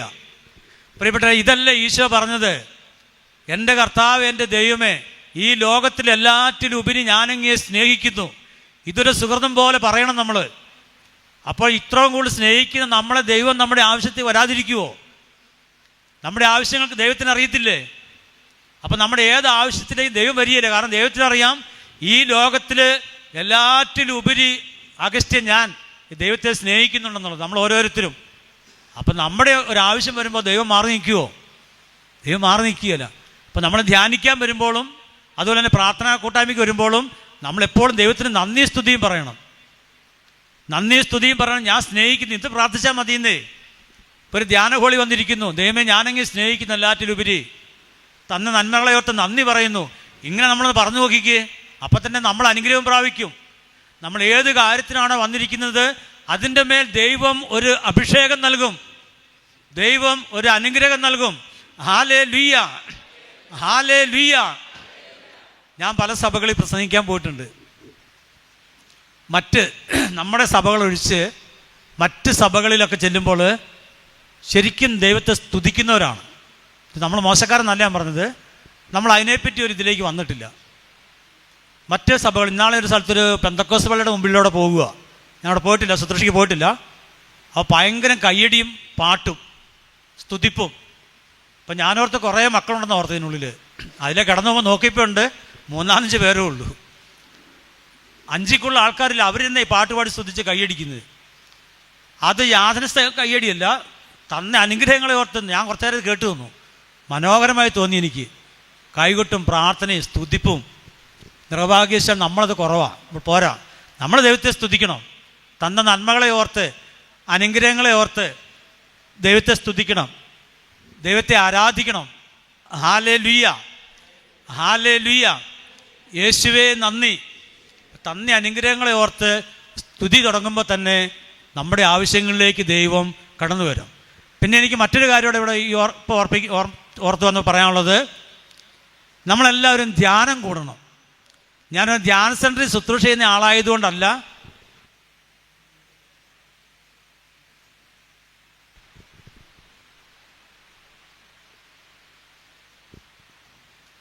ഞാനിത് പറയാനുള്ള കാരണം, ഞാൻ ഈ പറഞ്ഞ ആ കുഞ്ഞിന് ദൈവം നൽകിയ മറ്റൊരു സന്ദേശമാണ്. കർത്താവ് ചിലപ്പോൾ ചില കുഞ്ഞു മക്കളിലൂടെ സംസാരിക്കും നമ്മളോട്. നിങ്ങളിങ്ങോട്ട് ശ്രദ്ധിച്ചോ, അതൊരു അമ്മച്ചി അതൊന്ന് പ്രാർത്ഥിക്കല്ലേ, നമ്മളെക്കാളും വിശ്വാസമല്ല, അങ്ങനെ ചെയ്യല്ലോ. അപ്പം ഇനിയിപ്പോൾ എന്നെ പറഞ്ഞേ, കേട്ട നിങ്ങളും പറഞ്ഞ് ഞാനും മറന്നുപോയോ? ആ കുഞ്ഞുങ്ങളിലൂടെ ദൈവം സംസാരിക്കും. അപ്പോൾ ഈ കുഞ്ഞിന് നൽകിയ സന്ദേശം എന്തെന്നറിയാവോ? എൻ്റെ മോളെ, ഞാൻ ഇന്ന് ഏറ്റവും കൂടുതൽ ആഗ്രഹിക്കുന്ന പ്രാർത്ഥനയും പറഞ്ഞില്ലേ, പിന്നെ ആഗ്രഹിക്കുന്ന മറ്റൊരു കാര്യം ഈശോ പറയുവാണ്, നിങ്ങളെല്ലാവരും വചനം കേട്ട് വിശദീകരിക്കപ്പെടണം. അതോടൊപ്പം തന്നെ പരിശുദ്ധാത്മാവ് നിറയണം. അതോടൊപ്പം തന്നെ നിത്യതയെ നോക്കി ജീവിക്കാൻ നിങ്ങൾ പഠിക്കണം. ഹല്ലേലൂയ. ദൈവം ആഗ്രഹിക്കുന്ന പ്രാർത്ഥനയാണ് ഈ പറയുന്നത്. ഒന്ന്, നമ്മൾ വചനം കേട്ട് വിശദീകരിക്കപ്പെടണം. വചനമാണ് നമ്മളെ വിശദീകരിക്കുന്നത്. പാപബോധവും പശ്ചാത്തലവും നൽകുന്ന വചനമാണ്. അത് കേൾക്ക് പാപബോധം ഉണ്ടാവണം, പശ്ചാത്തപിക്കണം. എന്നിട്ട് പിന്നെ പറയുവാണ്, പരിശുദ്ധാത്മാവ് നിറയാൻ വേണ്ടി നിങ്ങൾ പ്രാർത്ഥിക്കണം. ഇങ്ങനെ പരിശുദ്ധാത്മാവ് നിറയുമ്പോൾ ഉന്നതത്തിലേക്ക്, ദൈവത്തിലേക്ക് നോക്കി ജീവിക്കണം നിങ്ങൾ. കാരണം നമുക്കൊരു നിത്യതയുണ്ടെന്ന് ദൈവം ഈ കുഞ്ഞിലൂടെ ഓർപ്പിച്ച് തരികയാണ്. ഹല്ലേലൂയ. സ്വനമെത്തിയേ ഹല്ലേലൂയ. ഞാൻ പറഞ്ഞത് മനസ്സിലാവുന്നുണ്ടോ? അപ്പം ഒന്ന്, നമ്മൾ വിശുദ്ധീകരിക്കപ്പെടണം. രണ്ട്, പരിശുദ്ധാത്മാവിനാൽ നമ്മൾ നിറയണം. എന്നിട്ട് നിത്യതയിലേക്ക് നോക്കി നമ്മൾ ജീവിക്കണം. നമ്മളെല്ലാം അങ്ങനെ ജീവിക്കുന്നവരുണ്ടോ? ഞാനില്ലായിരുന്നു, നിങ്ങളുടെ കാര്യം എനിക്കറിയത്തില്ല. ഞാൻ ഈ ലോകത്തെപ്പറ്റി മാത്രം ചിന്തിച്ച ഒരാളായിരുന്നു. ഇതിനപ്പുറത്തേക്കൊരു ജീവിതമുണ്ടെന്നും വിശുദ്ധീകരിക്കപ്പെടണമെന്നും പരിശുദ്ധാത്മാവ് നിറയണമെന്നുള്ള ആഗ്രഹമൊക്കെ പിന്നീടാണ് ഉണ്ടായത്. പ്രത്യേകിച്ച് ഈ കുഞ്ഞിൻ്റെ സന്ദേശത്തോടെ കേട്ടപ്പോൾ എനിക്ക് ബോധ്യമായി. ഇപ്പോൾ ഇവിടെ നമുക്കറിയാം ധാരാളം പ്രാർത്ഥനകളൊക്കെ ഇപ്പോൾ ഉണ്ടല്ലേ, വാട്സപ്പൊക്കെ തുറന്ന് ഒത്തിരി പ്രാർത്ഥനകൾ കേൾക്കുന്നുണ്ട്. അവിടെ ഇവിടെ അങ്ങനെ പ്രാർത്ഥനയുണ്ട്, പിന്നെ ഉടമ്പടി പ്രാർത്ഥനകളുണ്ട്, അവിടെയുണ്ട്. ഇതെല്ലാം നമ്മൾ ഓടിക്കൊണ്ടിരിക്കുക. എന്നാൽ ഈശോ ആഗ്രഹിക്കുന്ന ഇതല്ല. ഈശോ ആഗ്രഹിക്കുന്ന നമ്മളെല്ലാം പരിശുദ്ധാത്മാവ് നിറഞ്ഞ് പാപം ഉപേക്ഷിച്ച് ദൈവ മക്കളുടെ സ്ഥാനത്തേക്ക് നമ്മൾ വരണമെന്നാണ് ദൈവം ആഗ്രഹിക്കുന്നത്. ഞാൻ പറഞ്ഞതൊക്കെ മനസ്സിലാവുന്നുണ്ടെന്ന് ഞാൻ വിശ്വസിക്കുന്നു. ദൈവത്തിൻ്റെ ആഗ്രഹം അതാണ്. നമ്മൾ കേവലം ചില ഭൗതികമായ മേഖലകളിൽ കെട്ടപ്പെട്ട് കിടക്കേണ്ടവരല്ല നമ്മൾ. അതിനപ്പുറത്തേക്ക് ക്രിസ്ത്യാനികളായി നമ്മൾ കടന്നു വരണം. മറ്റുള്ളവർക്കത് അറിയത്തില്ല. അപ്പോൾ നമ്മൾ ക്രിസ്ത്യാനികളായി നമ്മൾ പരിശുദ്ധാത്മാവ് നിറഞ്ഞ് ദൈവത്തെങ്കിലേക്ക് ചേർന്ന് നിന്ന് നിത്യതയിലേക്ക് കടന്നു പോകേണ്ടവരാണ്. ഈ ചിന്ത എപ്പോഴും നമ്മുടെ ഉള്ളിൽ വേണം. ഇന്നല്ലെങ്കിൽ നാളെ നമ്മളൊക്കെ മരിച്ചു പോയില്ലേ? ഉറങ്ങട്ടെ, നേരെ ഇരുന്നേ. മരണം എപ്പോഴാന്ന് പറയാൻ പറ്റുമോ? ഏത് നിമിഷം നമ്മൾ മരിക്കും. അപ്പോൾ അതുകൊണ്ട് നമുക്ക് നിത്യതയുണ്ടെന്നുള്ള തിരിച്ചറിവിലാണ് നമ്മൾ മുന്നോട്ട് പോകേണ്ടത്. ഞാൻ ഈ കഴിഞ്ഞ ഇടയ്ക്ക് സാജു എന്നൊരു കൂട്ടുകാരനുണ്ടായിരുന്നു എനിക്ക്. ഞങ്ങൾ ഒരുമിച്ച് പന്ത് കളിച്ചാണ്, വോളിബോൾ കളിക്കുന്ന ആളാണ് ഞാൻ ധ്യാനം എല്ലാം കൂടി ശേഷം പിന്നെ അതൊക്കെ നിർത്തി പാവമായിട്ടല്ല കേട്ടോ, സമയം കിട്ടാത്തതുകൊണ്ടാണ്. നമ്മളിവിടെ ശ്രദ്ധിക്കാം. അപ്പോൾ ഇദ്ദേഹം കഴിഞ്ഞ ഒരു വർഷം എൻ്റെ വീട്ടിൽ വന്നു. എന്നോട് പറഞ്ഞൊരു 4 ടീഷർട്ട് കൊണ്ടുവന്നിട്ടുണ്ട് അവൻ. അതിൽ 2 എനിക്ക് തരാം, പക്ഷെ നീ എൻ്റെ വീട്ടിലേക്ക് വരണം. ഞാൻ പോയിട്ട് കുറേ നാളായി വീട്ടിൽ, സമയം കിട്ടാത്തതുകൊണ്ടാണ്. അന്നേരം ഞാൻ ധ്യാനത്തിന് ശുശ്രൂഷ ചെയ്യാൻ വേണ്ടി ഒരുങ്ങിക്കൊണ്ടിരിക്കുക. ഞാൻ പറഞ്ഞു, ഞാൻ ഈ ധ്യാനം കഴിഞ്ഞ് വന്നിട്ട് വരാമെന്ന് പറഞ്ഞു. അങ്ങനെ അവൻ വന്ന് വർത്താനമൊക്കെ പറഞ്ഞ് കാപ്പിയൊക്കെ കൂടി സന്തോഷത്തോടെ പിരിഞ്ഞു. വൈകുന്നേരം ആയപ്പോൾ, സന്ധ്യ ആയപ്പോൾ എൻ്റെ മോൻ എന്നെ വിളിച്ചിട്ട് പറഞ്ഞു, പപ്പേ, സാജു ചേട്ടായി മരിച്ചുപോയി. പെട്ടെന്നൊരു അറ്റാക്ക് വന്നതാണ്. അത് കേട്ടപ്പോൾ എനിക്ക് ഭയങ്കര സങ്കടം വന്നു. കുറേത്തേക്ക് സങ്കടം വന്ന് പിന്നീട് ഞാൻ ചിന്തിച്ചതാണ്, ഇത്രയല്ലേ മനുഷ്യൻ്റെ ആയുസുള്ളൂ. ഈ സാജു ഓർത്തോ ഞാൻ ഈ പോക്കിന് മരിക്കും? ഞാനങ്ങനെ ഓർത്തോ സാജു മരിക്കും? അത് ടീഷർട്ടിൻ്റെ കാര്യം ഓർത്തോ? ഞാൻ പറഞ്ഞു വന്നത്, ഇത്രയുള്ള നമ്മുടെ ആയുസ്. അതാണ് ദൈവം പറഞ്ഞത്, നിങ്ങൾ നിത്യതയെ നോക്കി ജീവിക്കണം. ഇനിയുള്ള കാലം അങ്ങനെയാണ്. ഹല്ലേലൂയ. യേശുവേ നന്ദി, യേശുവേ സ്തുതി. വിശുദ്ധീകരിക്കപ്പെടണം. പ്രത്യേകിച്ച് ഇത് നോമ്പ് കാലം നമുക്കെല്ലാവർക്കും അല്ലേ? നോമ്പ് കാലം. ചിലർ പറയും ഇറച്ചിയും മീനൊന്നും ഉപേക്ഷിക്കുന്നതല്ല നോമ്പ്, ഹൃദയശുദ്ധിയാണെന്ന് പറയും. അങ്ങനെ പറയല്ലേ? ഞാൻ പറയുമായിരുന്നു. കാരണം എനിക്ക് എന്താണെന്ന് പറയാനുള്ള കാരണം എന്നറിയോ? ഞാൻ ഇത് ഉപേക്ഷിക്കുകയില്ല, ഞാൻ കൂട്ടിക്കൊണ്ടിരിക്കുക. എനിക്ക് നിർത്താൻ പറ്റിയില്ല. ഈ 50 ദിവസത്തേക്ക് എനിക്കിത് എടുക്കാൻ പറ്റിയില്ല. അതുകൊണ്ട് ഞാൻ ന്യായീകരിക്കുക. ഇതൊന്നും അല്ല നോമ്പെന്ന് പറയുന്നത്. അതൊക്കെ നമ്മുടെ ശുദ്ധിയാണ്, വിശുദ്ധിയാണ്, ഹൃദയശുദ്ധി എന്ന് പറയും. എവിടെ ഉണ്ട്? 7 അയലോകത്തോട് ഞാൻ പോയിട്ടില്ല, ചുമ്മാ പറയുകയാണ്. കാരണം എന്താ, എനിക്ക് ഈ ഇറച്ചിയും മീനും നോമ്പൊക്കെ പറ്റുന്നില്ല, അത് ഞാൻ കഴിക്കും. അപ്പം ഞാൻ ന്യായീകരിക്കും എന്നെ തന്നെ. പിന്നെ ഇവിടെ നോമ്പെടുക്കുന്നത് നല്ലതല്ലേ, ഒരു 50 ദിവസത്തേക്ക്, അത് നല്ലതാണ്. അതൊക്കെ പിന്നീട് ഞാൻ മനസ്സിലാക്കുന്നത്. അപ്പോൾ ഒരിക്കലും ഞാൻ ഇതൊക്കെ മനസ്സിലാക്കിയ ശേഷം നോമ്പെടുത്തു. അപ്പോൾ ഇറച്ചി മീനൊന്നും തന്നെയൊന്നുമല്ല, ഇറച്ചി, മീൻ, പാല്, മുട്ട, മോര്, തൈര്, മോരൊഴിച്ച കറി, ഇതെല്ലാം ഉപേക്ഷിച്ചു. 50 ദിവസം പള്ളി പൊറ്റ ദിവസം പോലും മടങ്ങിയില്ല. ഇപ്പം എൻ്റെ ജീവിത പങ്കാളി പറയുന്നുണ്ട്, ഈ മോരൊഴിച്ച് കറി കൂട്ടിക്കുക, അതിന് കുഴപ്പമില്ല, ഞാൻ സമ്മതിക്കുകയില്ല. അപ്പം ഞാനോർത്ത് സാത്താൻ പരീക്ഷിക്കുന്ന അവളിലൂടെ. അവളിത് പറയുന്ന വേറെ കറി ഉണ്ടാക്കണ്ടേ, അവൾ ഇത്രയും കറിയല്ല അവർ മനുഷ്യൻ കൂട്ടും വേറെ. അതുകൊണ്ട് അവൾ മടുത്തിട്ട് അവൾ പറയുന്നത് ഈ മോരൊഴിച്ച് കറിയെങ്കിലും കൂട്ടിക്കൊള്ളാൻ. അത്ര തീക്ഷ്ണതയുള്ള നോമ്പ് 50 ദിവസം കഴിഞ്ഞിട്ട് എനിക്ക് യാതൊരു അനുഭവം ഉണ്ടായില്ല. ഞാനൊരു ആത്മീയ കാര്യത്തിന് വേണ്ടി സമർപ്പിച്ചത്, എനിക്ക് കിട്ടിയില്ല അത്. അങ്ങനെ ഞാൻ ഒരു 2 വർഷം കഴിഞ്ഞപ്പോൾ കൊളത്തുവയൽ എന്നൊരു സ്ഥലത്ത് ഒരു ആന്തരിക സൗഖ്യ ധ്യാനം കൂടാൻ പോയി. കൊളത്തുവയൽ കേട്ടിട്ടുണ്ടോ? താമരശ്ശേരി രൂപതയിലുള്ളതാണ്, കോഴിക്കോട് ജില്ലയിൽ. അന്ന് വർക്കേഴ്സിനുള്ളൊരു കാലഘട്ടമാണ്. ധാരാളം സിസ്റ്റേഴ്സ്, നല്ല അഭിഷേകമുള്ള സിസ്റ്റേഴ്സ് അവിടെയുള്ളത്. ഇത്തിരി കൃപകളുള്ളവരായിരുന്നു. ഇന്നെനിക്കറിയത്തില്ല, കുറേ കൊല്ലങ്ങൾക്ക് മുമ്പാണ്. അപ്പോൾ എനിക്ക് വേണ്ടി പ്രാർത്ഥിച്ച ഒരു സിസ്റ്ററായിരുന്നു. അപ്പം ഞാൻ സിസ്റ്ററോട് പറഞ്ഞു, ഞാൻ ശുശ്രൂഷ ചെയ്യുന്ന സിസ്റ്റർ, ഞാനിങ്ങനെ ഇത്ര ദിവസം നോമ്പെടുത്ത് പ്രാർത്ഥിച്ചു, ഒരു ദൈവാനുഭവം ഉണ്ടായില്ല. ഇതെനിക്ക് ഇത്തിരി സങ്കടമായിപ്പോൾ. ഞാനൊരു ഭൗതിക കാര്യത്തിന് വേണ്ടി അല്ല ചെയ്ത്, ഒരു ആത്മീയ കാര്യത്തിന് വേണ്ടിയാണ്. അപ്പോൾ സിസ്റ്റർ അവിടെ ഇരുന്നു, ഞാൻ മുട്ടുകുത്തിയിരുന്ന് സിസ്റ്റർ എനിക്ക് വേണ്ടി പ്രാർത്ഥിച്ചിട്ട് സിസ്റ്റർ ഇരുന്നു, ഞാനും ഇരുന്നു. എന്നിട്ട് എന്നോട് ചോദിച്ചു, അഗസ്ത്യൻ ബ്രദറിന് അപ്പനോടും അമ്മയോടും എന്തെങ്കിലും വെറുപ്പ് കിടപ്പുണ്ടോ എന്ന് ചോദിച്ചു. ഞാൻ സത്യം പറഞ്ഞു, ഉണ്ടെന്ന് പറഞ്ഞു. കാരണം അതെനിക്ക് മാത്രം അറിയുന്നൊരു കാര്യമാണ്. ഉണ്ടെന്ന് പറഞ്ഞു. രണ്ടാമത് സിസ്റ്റർ ചോദിച്ചു, ജീവിത പങ്കാളിയോട് എന്തെങ്കിലും വെറുപ്പുണ്ടോ, എൻ്റെ ഭാര്യയോട്? ഉണ്ടെന്ന് പറഞ്ഞു. അത് അവൾക്ക് പോലും അറിയത്തില്ല, അവളോട് ദേഷ്യം എൻ്റെ ഉള്ളിൽ കിടപ്പുണ്ട്. ഞാൻ ചിരിക്കുമെങ്കിലും എൻ്റെ ഉള്ളിൽ ദേഷ്യം കിടപ്പുണ്ട്. ഉണ്ടെന്ന് പറഞ്ഞു. പിന്നെ എന്നോട് ചോദിച്ചു, കൂടപ്പിറപ്പുകളോട്, സഹോദരി സഹോദരന്മാർ എന്തെങ്കിലും വെറുപ്പ് കിടപ്പുണ്ട് ഉള്ളിൽ? അതുകൊണ്ട് സ്ഥലം വീതം വെച്ചതിൻ്റെ പേര് കുറച്ച് വെറുപ്പുണ്ട്. ചില വീട്ടിൽ ഞാൻ പോയിട്ടുമില്ല. പിന്നെ എന്നോട് ചോദിച്ചു, സ്വന്തക്കാരോട്, അതുമുണ്ട്. പിന്നെ എന്നോട് ചോദിച്ചു, അയലോക്കംകാരോടായിട്ട് എന്തെങ്കിലും പ്രശ്നമുണ്ടോ? ഒരു അയലോക്കാരോട് ഭയങ്കര വെറുപ്പാണ് ഉള്ളിൽ, ഒരു അതിര് പ്രശ്നമാണ്. പിന്നെ എന്നോട് ചോദിച്ചു, അധികാരികളോടോ, വൈദികരോടോ, ഒരു അച്ഛനോട് കഠിനമായ വെറുപ്പ്. അപ്പം എന്നിട്ട് ഇതെല്ലാം കഴിഞ്ഞ് സിസ്റ്റർ ചിരിക്കാൻ തുടങ്ങി. ആദ്യം എനിക്ക് മനസ്സിലായില്ല സിസ്റ്റർ എന്താ ചിരിക്കുക, എന്നെ കളിയാക്കി ചിരിക്കുന്നപോലെ എനിക്ക് തോന്നി. അത് കഴിഞ്ഞ് സിസ്റ്റർ പറഞ്ഞു, അഗസ്ത്യൻ ബ്രദർ എന്ന് ചിന്തിച്ചു നോക്കിക്കേ, ദൈവം എന്താഗ്രഹിക്കുന്നുവോ അതിന് നേരെ വിപരീതമാണ് ബ്രദറിൻ്റെ ഉള്ളിൽ കിടക്കുന്ന മുഴുവനും. മാതാപിതാക്കന്മാരെ സ്നേഹിക്കണം, ബഹുമാനിക്കണമെന്ന് ദൈവം പഠിപ്പിക്കുമ്പോൾ അതിന് നേരെ വിപരീതമാണ് ബ്രദർ ചെയ്യുന്ന മുഴുവനും. ജീവിത പങ്കാളിയെ സ്നേഹിക്കണം, അങ്ങനെയല്ലേ ബൈബിളിൽ പറയുന്നത്. അതിന് ജീവിത പങ്കാളിയോട് കഠിനമായി വെറുപ്പ്. കൂടപ്പിറപ്പുകളെ, സഹോദരങ്ങളെ സ്നേഹിക്കണം എന്നല്ലേ ദൈവം പറയുന്നത്. അത് നേരെ വിപരീതം, അവരോട് വെറുപ്പ്. നിന്നെപ്പോലെ നിൻ്റെ അയൽക്കാരനെ സ്നേഹിക്കണം, അത് നേരെ എതിര്. അധികാരികളെ ബഹുമാനിക്കണം, ബൈബിൾ പറയുന്നു. ഇതെല്ലാം ബൈബിളുള്ള കാര്യമാണ്. അതിനെല്ലാം നേരെ വിപരീതം. എന്നിട്ട് ചില ഭക്ഷണപദാർത്ഥങ്ങൾ ഉപേക്ഷിക്കുക, മോരും തൈരൊക്കെ. ഇതാണോ ദൈവം ആഗ്രഹിക്കുന്നത്? അത് ദൈവം പറഞ്ഞിട്ടാണ് മോരും തൈരൊക്കെ ഉപയോഗിക്കുന്നത്. അപ്പോഴാണ് എൻ്റെ കണ്ണ് തുറന്നത്. നോക്കിക്കേ, എൻ്റെ ഉള്ളു മുഴുവനും അപ്പനോടും അമ്മയോടും, ജീവിത പങ്കാളിയോട്, സഹോദരങ്ങളോട്, സ്വന്തക്കാരോട്, അയലോക്കക്കാരോട്, ഇതാ അധികാരികളോട്, ഇതുപോലുള്ള വെറുപ്പും വിദ്വേഷം എൻ്റെ ഉള്ളിൽ കിടക്കുന്നത്. എന്നിട്ടാണ് ഞാൻ നോമ്പെടുത്ത് നടക്കുന്നത്, എനിക്ക് അനുഗ്രഹം കിട്ടാൻ വേണ്ടിയിട്ട്. അന്നെൻ്റെ കണ്ണ് തുറന്നു.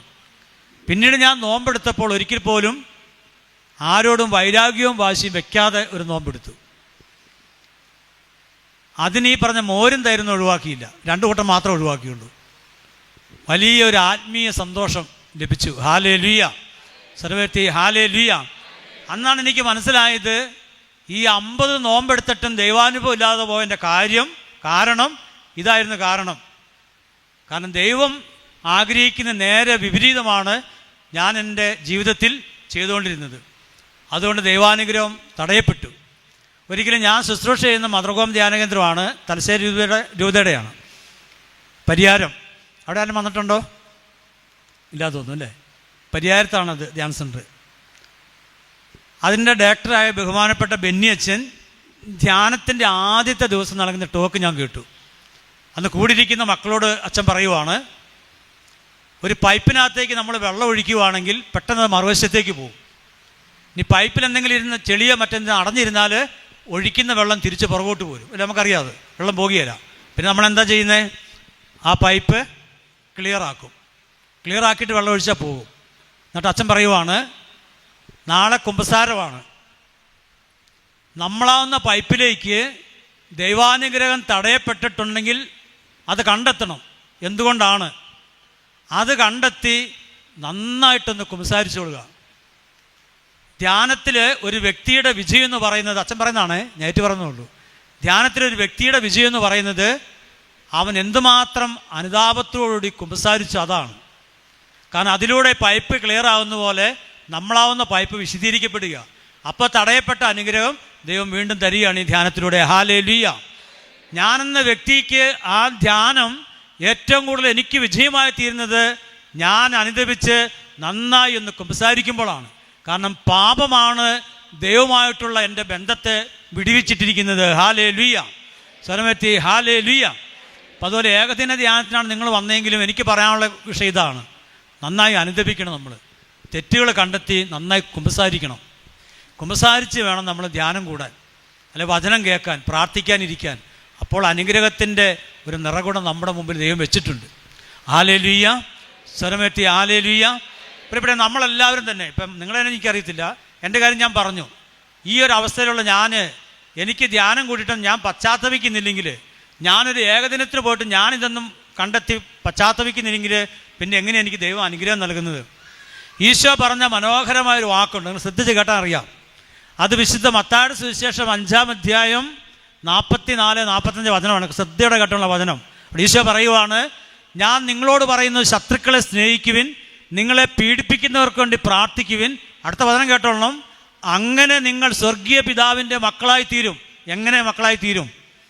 ശത്രുക്കളെ സ്നേഹിക്കുമ്പോൾ, പീഡിപ്പിക്കുന്നവർക്ക് വേണ്ടി പ്രാർത്ഥിക്കുമ്പോൾ നമുക്ക് ലഭിക്കാൻ പോകുന്ന അനുഗ്രഹം കണ്ടോ? നിങ്ങൾ സ്വർഗീയ പിതാവിൻ്റെ മകനായി, മകളായി, അല്ലെങ്കിൽ മക്കളായി മാറുമെന്ന് ഈശോ നൽകിയ വാഗ്ദാനമായത്. അപ്പം ഞാൻ ക്ഷമിക്കുന്നില്ല, പ്രാർത്ഥിക്കുന്നില്ലെങ്കിൽ എനിക്ക് നഷ്ടപ്പെട്ടു പോകുന്നത് എന്താ? നിങ്ങൾ ചിന്തിച്ചിട്ടുണ്ടോ? ഞാൻ ദിവസം ചിന്തിച്ചു. ദൈവത്തിൻ്റെ മകൻ, മകളെന്ന സ്ഥാനം നഷ്ടപ്പെട്ടു പോയി. പിന്നെ ഞാനിങ്ങനെ അവകാശം മേടിക്കാൻ ചെല്ലുന്നേ? പിന്നെ എനിക്ക് ലജ്ജയില്ല അവകാശം മേടിക്കാൻ. കാരണം ദൈവം പറയുന്നത് എന്താ എന്നോട്? അത് നേരെ വിപരീതമല്ലേ ഞാൻ ചെയ്യുന്നത്. ഹല്ലേലൂയ. സ്വരമെത്തി ഹല്ലേലൂയ. എന്നോട് ഒരാൾ ഒരാളെന്നോട് ചോദിച്ചൊരു കാര്യമാണ്, അങ്ങനെയാണെങ്കിൽ ഇതൊന്നും ഇല്ലാത്തവർക്ക് ദൈവം അനുഗ്രഹം കൊടുക്കുന്നില്ലേ? പള്ളിയിൽ പോകാത്തവർക്ക്, പ്രാർത്ഥിക്കാത്തവർക്ക്, പള്ളിയിൽ പോകുന്നവരെയും പ്രാർത്ഥിക്കുന്നവരെയും കുറ്റം പറയുന്നവർക്ക്, പാവാവസ്ഥയിൽ കഴിയുന്നവർക്ക് ദൈവം അനുഗ്രഹം കൊടുക്കുന്നില്ലേ? ഉണ്ട്. അതിന് 45-ാമത്തെ വചനത്തിൽ പറയുന്നുണ്ട്. എന്താണെന്നറിയാം പറയുന്നത്? അവിടുന്ന് ദുഷ്ടൻ്റെ സൃഷ്ടൻ്റെ മേൽ മഴ പെയ്യിക്കുകയും നീതിമാന്മാരുടെ നീതിരഹിതരുടെ മേൽ സൂര്യൻ ഉദിപ്പിക്കുകയും ചെയ്യും. ദൈവം ചെയ്യുന്നുണ്ട്. പക്ഷെ അതിലൊരു കാര്യം നമ്മൾ ചിന്തിക്കാനുണ്ട്. ദൈവം ഈശോ പറഞ്ഞത് ദുഷ്ടൻ്റെയും ശിഷ്ടൻ്റെയും മേൽ ഞാൻ സൂര്യൻ ഉദിപ്പിക്കും, മഴ പെയ്യിപ്പിക്കും. അവിടെ മുഖനോട്ടമൊന്നുമില്ല. പക്ഷേ അവസാനം 45 കഴിഞ്ഞുള്ള വചനത്തിൽ പറയുവാണ്, എന്നാൽ ദുഷ്ടൻ ദുഷ്ടമാർഗത്തിൽ ജീവിച്ച് നശിക്കാനല്ല ദൈവം ആഗ്രഹിക്കുന്നത്. അവൻ ദുഷ്ടമാർഗത്തിൽ നിന്ന് പിന്തിരിഞ്ഞ് ജീവിക്കണം. അല്ല, ഞാൻ ദുഷ്ടനായി ജീവിച്ച് അനുഗ്രഹം കിട്ടി നശിച്ച് നാറാണക്കല്ല് പിടിച്ച് പോയാലേ എൻ്റെ ആത്മാവ് എവിടെ പോകും? ഞാൻ പള്ളിയിൽ പോകുന്നില്ല, പ്രാർത്ഥിക്കുന്നില്ല, അനുദപിക്കുന്നില്ല, കുമ്പസാരിക്കുന്നില്ല. എനിക്ക് അനുഗ്രഹമുണ്ട്, എനിക്ക് വീടുണ്ട്, എല്ലാ അനുഗ്രഹവും എനിക്ക് ദൈവം നൽകുന്നുണ്ട്. പക്ഷേ ഞാൻ മരിക്കുമ്പോൾ എൻ്റെ അവസ്ഥ എന്തായിരിക്കും? എൻ്റെ ആത്മാവ് എവിടെ പോകും? അപ്പം ദുഷ്ടനായതുകൊണ്ട് ദൈവം അവനെ തള്ളിക്കളയുന്നില്ല. പക്ഷെ അവൻ ദുഷ്ടമാർഗം വെടിഞ്ഞു വരണം. എസെക്കിയേൽ 33:11 വചനം കിടപ്പുണ്ട്, ഞാൻ ഈ പറഞ്ഞ വചനം. ദുഷ്ടൻ ദുഷ്ടമാർഗത്തിൽ ജീവിച്ച് മരിക്കുന്നതല്ല എനിക്കിഷ്ടം, അവൻ ദുഷ്ടമാർഗം വെടിഞ്ഞ് നീതിയിലേക്ക്, ജീവനിലേക്ക് കടന്നു വരണം. ഇതാണ് ദൈവം ആഗ്രഹിക്കുന്നത്. അപ്പം ദുഷ്ടന് അനുഗ്രഹം കിട്ടുന്നവർത്തോട് നമ്മൾ നോക്കേണ്ട കാര്യമില്ല. കാരണം അവൻ അവിടെ തീർന്നു. അവന് കിട്ടുന്ന അനുഗ്രഹമെല്ലാം ഈ ലോകത്തിലാണ്. അതിനപ്പുറത്തേക്ക് അവനൊരിതില്ല. അവൻ്റെ ആത്മാവ് നാശത്തിലേക്ക് പോകും. അതാണ് ഒരുവൻ ലോകം മുഴുവൻ നേടിയാലും ബാക്കി എന്തായിരുന്നു? നിൻ്റെ ആത്മാവിനെ നഷ്ടപ്പെടുത്തിയാൽ നിനക്ക് എന്ത് പ്രയോജനം? വിശുദ്ധ ഫ്രാൻസിസ് സേവ്യറിന് മാനസാന്തരം ഉണ്ടാക്കിയ വചനമാണ് അത്. ഈ ഒരൊറ്റ വചനമാണ് അദ്ദേഹം യേശുവിലേക്ക് വന്നത്. ഒരുവൻ ലോകം മുഴുവൻ നേടിയാലും തൻ്റെ ആത്മാവിനെ നഷ്ടപ്പെടുത്തി. അപ്പോൾ ദുഷ്ടൻ്റെ ആത്മാവ് നഷ്ടപ്പെടുത്തിയിട്ട് അവന് ഈ ലോകത്ത് എന്ത് കിട്ടിയിട്ട് വല്ല കാര്യമുണ്ടോ? ഹല്ലേലൂയ. സ്വരമെത്തി ഹല്ലേലൂയ. യേശുവേ നന്ദി. ഇപ്പം ദൈവ മക്കളുടെ സ്ഥാനത്ത് നമ്മൾ നിൽക്കണം. ഈ വാക്ക് നിങ്ങളുടെ ഹൃദയത്തിൽ ഇന്നത്തെ ദിവസം എടുത്തോളണം. ഞാൻ ദൈവത്തിൻ്റെ മകൻ്റെ സ്ഥാനത്താണോ നിൽക്കുന്നത്, മകളുടെ സ്ഥാനത്താണോ നിൽക്കുന്നത്? ഇതില്ലെങ്കിൽ നമ്മൾ അതിലേക്ക് തിരിച്ചു വരണം. ദൈവത്തിൻ്റെ മകൻ്റെ സ്ഥാനത്തേക്ക് ഞാൻ വന്നാൽ, അല്ല മക്കളുടെ സ്ഥാനത്തേക്ക് ഞാൻ വന്നാൽ, പിന്നെ എനിക്കൊരു അവകാശമുണ്ടോ? ശ്രദ്ധിച്ച്, പിന്നെ എനിക്ക് അവകാശമില്ലേ? ഞാൻ പറഞ്ഞ് മനസ്സിലാവുന്നുണ്ടോ? ഞാൻ ദൈവത്തിൻ്റെ മകനായി, ഞാൻ ദൈവത്തിൻ്റെ മകളായി മാറിയാൽ ഈ അപ്പൻ്റെ സ്വത്തിൽ എനിക്ക് അവകാശമില്ലേ? ഈ ചേച്ചി ഉറങ്ങി വീഴല്ലേ? നേരെ തട്ടി ഉറങ്ങിപ്പോയതാ, പാവം. ഉറങ്ങുന്നൊരു ഭാഗ്യം കേട്ടോ, ഞാൻ പിന്നെ വിളിച്ചെന്നുള്ളൂ. ഉറക്കം കിട്ടാത്ത എത്രയോ മനുഷ്യരല്ലേ. ഇന്നാളൊരു ചേട്ടനോട് പറഞ്ഞു, ജപമാല എടുക്കുമ്പോഴേ ഞാൻ ഉറങ്ങിപ്പോവും. ഞാൻ പറഞ്ഞു, ചേട്ടൻ വലിയ ഭാഗ്യമുള്ള മനുഷ്യനാണെന്ന് പറഞ്ഞു. കാരണം ഉറങ്ങാൻ വേണ്ടി ഉറക്കോള് കഴിക്കുന്നവരില്ലേ. ഇത് ജപമാല കൈ പിടിക്കുമ്പോഴത്തേനും ഉറങ്ങുവാണെങ്കിൽ ഇതിക്കുള്ള വലിയ ഭാഗ്യമുണ്ടോ? അപ്പോൾ ചേട്ടൻ ഇഷ്ടപ്പെട്ടില്ലാന്ന് പറഞ്ഞത്. ഞാൻ പ്രാർത്ഥിക്കുന്ന പറഞ്ഞു. ഞാനാ പ്രാർത്ഥിക്കാൻ അയാൾ ഉറങ്ങുന്നതിന്? ഞാൻ പ്രാർത്ഥിച്ചപ്പോൾ ഉറക്കം മാറുമോ? ഇത് വലിയൊരു ഭാഗ്യമായിട്ട് കരുതണം ഉറങ്ങുന്നത്. ഞാൻ പിന്നെ വചനം കേൾക്കാൻ വേണ്ടി വിളിച്ചതാണ്. ഈ ഉറങ്ങുമ്പോൾ കേട്ടോണ്ട് ഉറങ്ങിയ ഒരു ഗുണം എന്താണെന്നറിയാം? പ്രാർത്ഥിക്കാൻ ജപമാല എടുത്തു, ഉറങ്ങിപ്പോയുള്ള ഗുണം നിങ്ങൾക്ക് അറിയാവോ? പല വിചാരം ഇല്ലാതിരിക്കും. അല്ലെങ്കിൽ ഉറക്കമില്ലാതിരുന്ന് പ്രാർത്ഥിക്കുകയാണെങ്കിൽ എന്തെല്ലാം കാര്യം ഞാൻ ഓർക്കും. അമേരിക്കയിലെ കാര്യം പോലും ഞാൻ ഓർക്കും ഇവിടെ ഇരുന്നുണ്ട്. ഇത് ജപമാല എടുത്ത് പ്രാർത്ഥിക്കും, ഉറങ്ങിക്കഴിഞ്ഞാൽ പിന്നെ സുന്ദരമായി, സുഖമായി, ആത്മാവും ദൈവമായിട്ടൊരു ബന്ധം ഉണ്ടായിക്കോളും. ഹല്ലേലൂയ, യേശുവേ നന്ദി. ഇപ്പം ഞാൻ വിളിച്ചത് അതുകൊണ്ടല്ല, ഉറക്കം പോയി കേൾക്കാൻ വേണ്ടിയിട്ടാണ്. ഇങ്ങനെ ഇടയ്ക്ക് വർത്താനം പറഞ്ഞു ഞാൻ പറഞ്ഞു പോകും. ഹല്ലേലൂയ, യേശുവേ നന്ദി. അപ്പം നമ്മൾ മക്കളുടെ സ്ഥാനത്തേക്ക് വരാൻ ഈശോ ആഗ്രഹിക്കും. പ്രത്യേകിച്ച് നോമ്പുകാലമാണ് ഇത്. റോമാലേഖനം 8:14 വചനം ശ്രദ്ധിക്കാവോ? വചനം ഇതാണ്: ദൈവാത്മാവിനാൽ നയിക്കപ്പെടുന്നവരെല്ലാം ദൈവത്തിൻ്റെ പുത്രന്മാരാണ്. അപ്പം എപ്പോഴാണ് ദൈവത്തിൻ്റെ പുത്രന്മാരായി മാറുന്നത്? ദൈവാത്മാവ് നയിക്കപ്പെടുമ്പോഴാണ്. അപ്പോൾ നമ്മൾ പുത്രന്മാരാണ്. ഇനി എൻ്റെ 17ാമത്തെ വചനോട് നമ്മൾ ശ്രദ്ധിക്കുന്ന നല്ലതാണ്. 17ാമത്തെ വചനം എന്താ പറയുന്നത് അറിയാവോ? അപ്പം ദൈവാത്മാവിനാൽ നയിക്കപ്പെടുന്ന ദൈവത്തിൻ്റെ പുത്രന്മാരാണ്.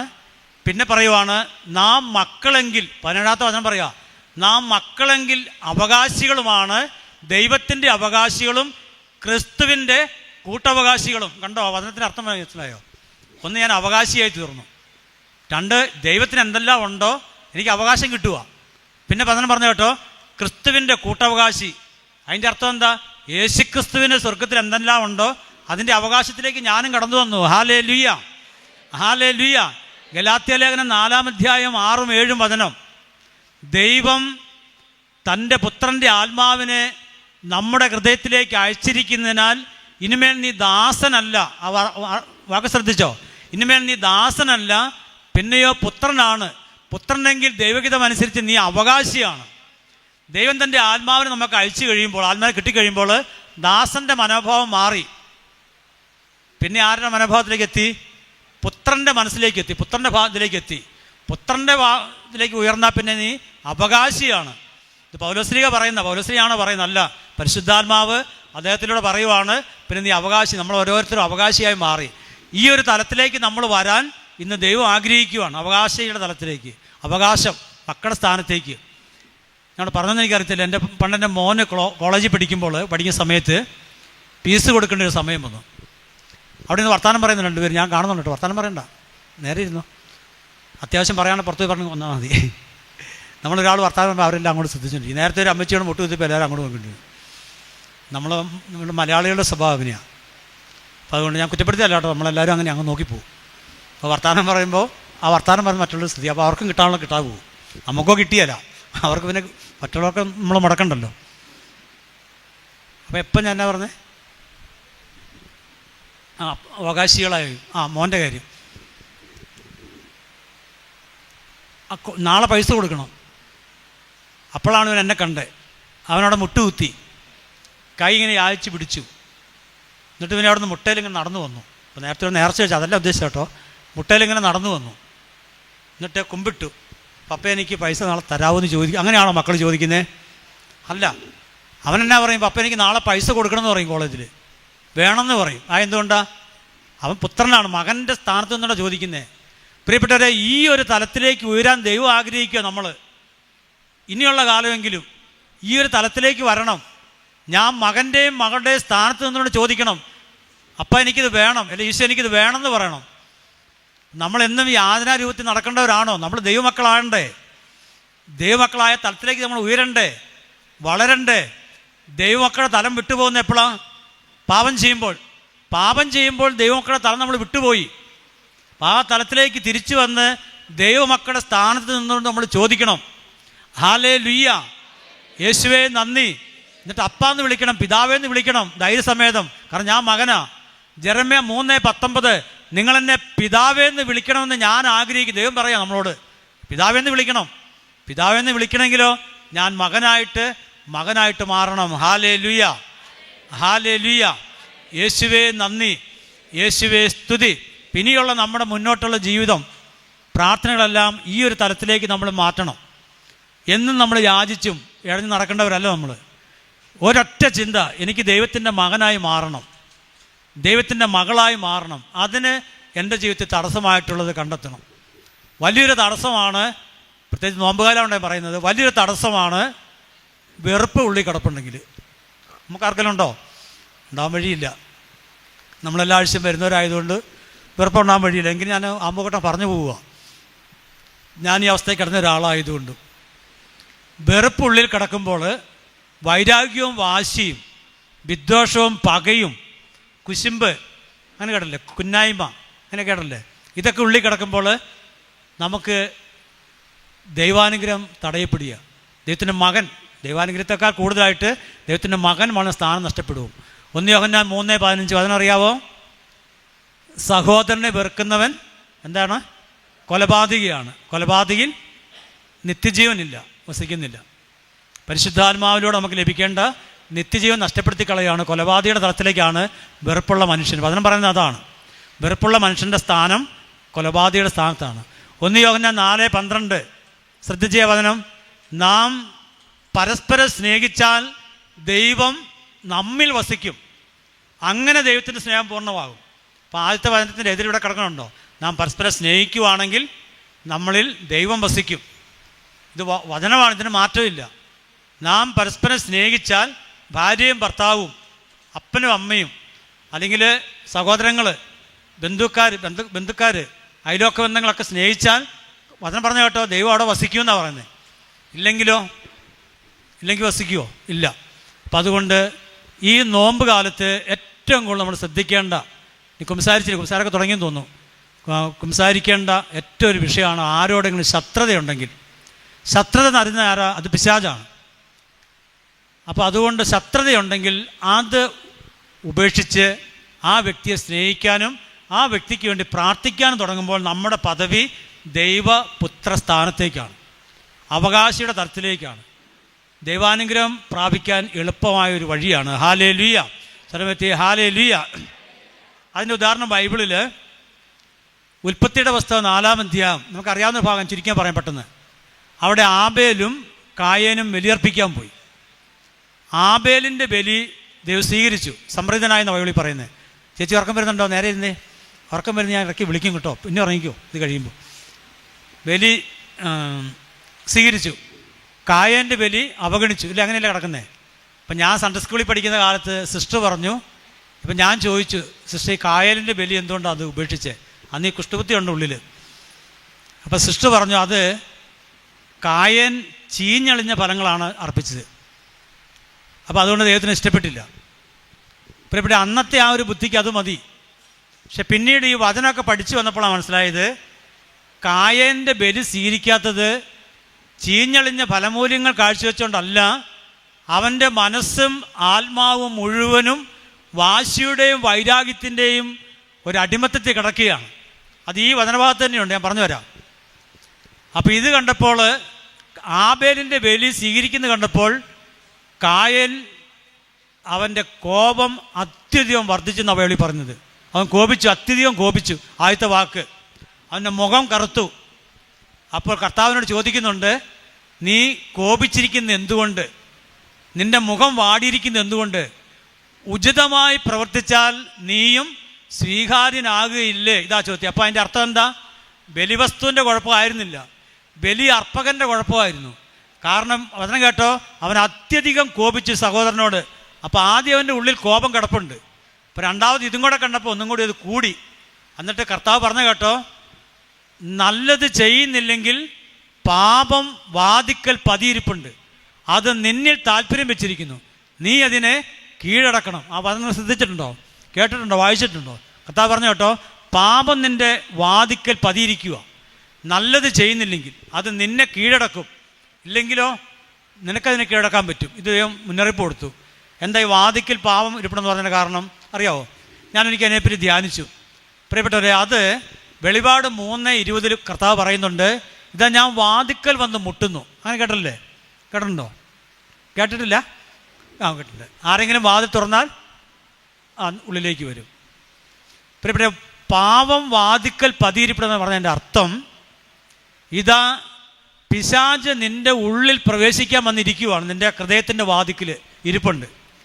അപ്പം നീ അതിനെ കീഴടക്കണം. എങ്ങനെ കീഴടക്കണേ? ബലം പിടിച്ചാണോ? അല്ല, നീ നിൻ്റെ സഹോദരനോട് ക്ഷമിക്കണം, അവനോടുള്ള വിദ്വേഷവും വാശിയും കളഞ്ഞ് നീ അവനെ സ്നേഹിക്കണം.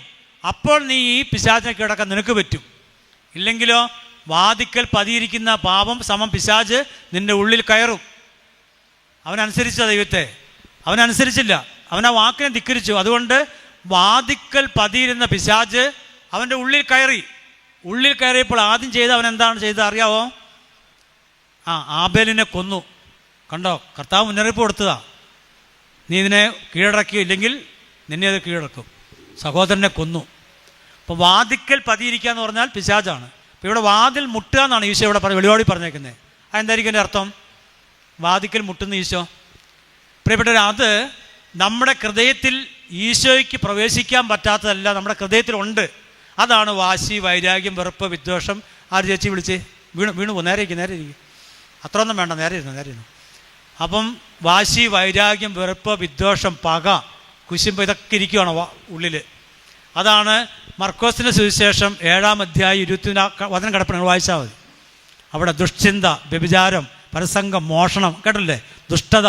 അപ്പം ഇതൊക്കെ ഇരിക്കുന്ന എവിടെയാ? ഹൃദയത്തിലാണ്. ഈശോ മുട്ടുക എന്ന് പറഞ്ഞാൽ ഇത് ചൂണ്ടിക്കാണിക്കുകയാണ്, ഇതെല്ലാം നിൻ്റെ ഉള്ളിലുള്ളതുകൊണ്ട് എനിക്ക് പ്രവേശിക്കാൻ പറ്റുന്നില്ല, ഇത് നീ ഉപേക്ഷിച്ചാൽ ഞാൻ ഉള്ളിൽ കടന്നു വരും. ഹല്ലേലൂയ. എനിക്ക് പറഞ്ഞ അർത്ഥം മനസ്സിലാവുന്നുണ്ടോ? ഈശോ ഉള്ളിൽ പ്രവേശിക്കുക എന്ന് പറഞ്ഞതിൻ്റെ അർത്ഥം എന്താ? വാർത്തയിലേക്ക് ഇപ്പം തന്നെ നിർത്തും. ഈശോ ഉള്ളിൽ പ്രവേശിക്കുക എന്ന് പറഞ്ഞതിൻ്റെ അർത്ഥം എന്താ? ഈ പ്രപഞ്ച സൃഷ്ടാവായ ദൈവം നമ്മുടെ ഉള്ളിലേക്ക് വരും എന്നാണ് എൻ്റെ അർത്ഥം. അങ്ങനെ വന്ന സ്ഥിതി എന്തായിരിക്കും? നമ്മുടെ പരിശുദ്ധ അമ്മയുടെ ഉദരത്തിൽ യേശു വന്ന് ദൈവമായിട്ടല്ല വന്ന്, മനുഷ്യ ശിശുവായിട്ടാണ് വന്നത്. ദൈവമായിട്ട് വന്നാൽ അമ്മയ്ക്ക് താങ്ങാൻ പറ്റുമോ? സ്വീകരിക്കാൻ പറ്റുമോ? അപ്പം ഈശോൻ്റെ ഉള്ളിൽ പ്രവേശിക്കുന്നു പറഞ്ഞാൽ ദൈവത്തിൻ്റെ സ്നേഹം എൻ്റെ ഉള്ളിലേക്ക് വരും എന്നാണ് എൻ്റെ അർത്ഥം. ഹല്ലേലൂയ. റോമ 5:5 പറഞ്ഞതെല്ലാം വചനമുണ്ട്. റോമ 5:5 ദൈവത്തിൻ്റെ സ്നേഹം പരിശുദ്ധാത്മാവിലൂടെ നമ്മുടെ ഹൃദയങ്ങളിലേക്ക് ചൊരിയപ്പെട്ടിരിക്കുന്നു. അപ്പം ദൈവസ്നേഹം നിറയുന്ന അതിൻ്റെ അർത്ഥം. അപ്പം ഇങ്ങനെ ഉള്ളിൽ ഇരിപ്പുണ്ടെങ്കിലോ ഈ ദൈവസ്നേഹം അവിടെ തടയപ്പെട്ടു പോകും. അപ്പോൾ ഈ നോമ്പ് കാലത്ത് നമ്മൾ ഏറ്റവും കൂടുതൽ ആഗ്രഹിക്കേണ്ടത് ഹൃദയശുദ്ധിയോടുകൂടി ദൈവസന്നിധി, ദൈവത്തിൻ്റെ സ്നേഹത്തിൽ നിറയാൻ ആഗ്രഹിക്കാം. ഹാലേലൂയ. സ്വരമെത്തി ഹാലേലൂയ. ഈശോയെ നന്ദി. അപ്പം വെറുപ്പും വാശിയും വൈരാഗ്യവും നമ്മുടെ ഉള്ളിൽ വെച്ചുകൊണ്ടിരിക്കുന്നത്. അതാണ് ഹെബ്രായ ലേഖനം 12-ാം അധ്യായം 13 മുതലുള്ള വചനങ്ങളിൽ പറയുന്നുണ്ട്. അതിൻ്റെ 14-ാമത്തെ വചനം, ദൈവകൃപ ആർക്കും നഷ്ടപ്പെടാതിരിക്കാൻ ശ്രദ്ധിക്കുവിൻ, വിദ്വേഷത്തിൻ്റെ വേര് വളർന്ന് ഉപദ്രവം ചെയ്യാതിരിക്കാൻ സൂക്ഷിക്കുവിൻ, വിദ്വേഷം മൂലം പലരും അശുദ്ധരായിത്തീരുന്നു. ഇതാണ് വചനം. ഇനി അതിൻ്റെ ഒരു വശം ഞാൻ പറഞ്ഞുതരാം. വേര് വളർന്ന് ഉപദ്രവം ചെയ്യാതിരിക്കാൻ സൂക്ഷിക്കുവിൻ.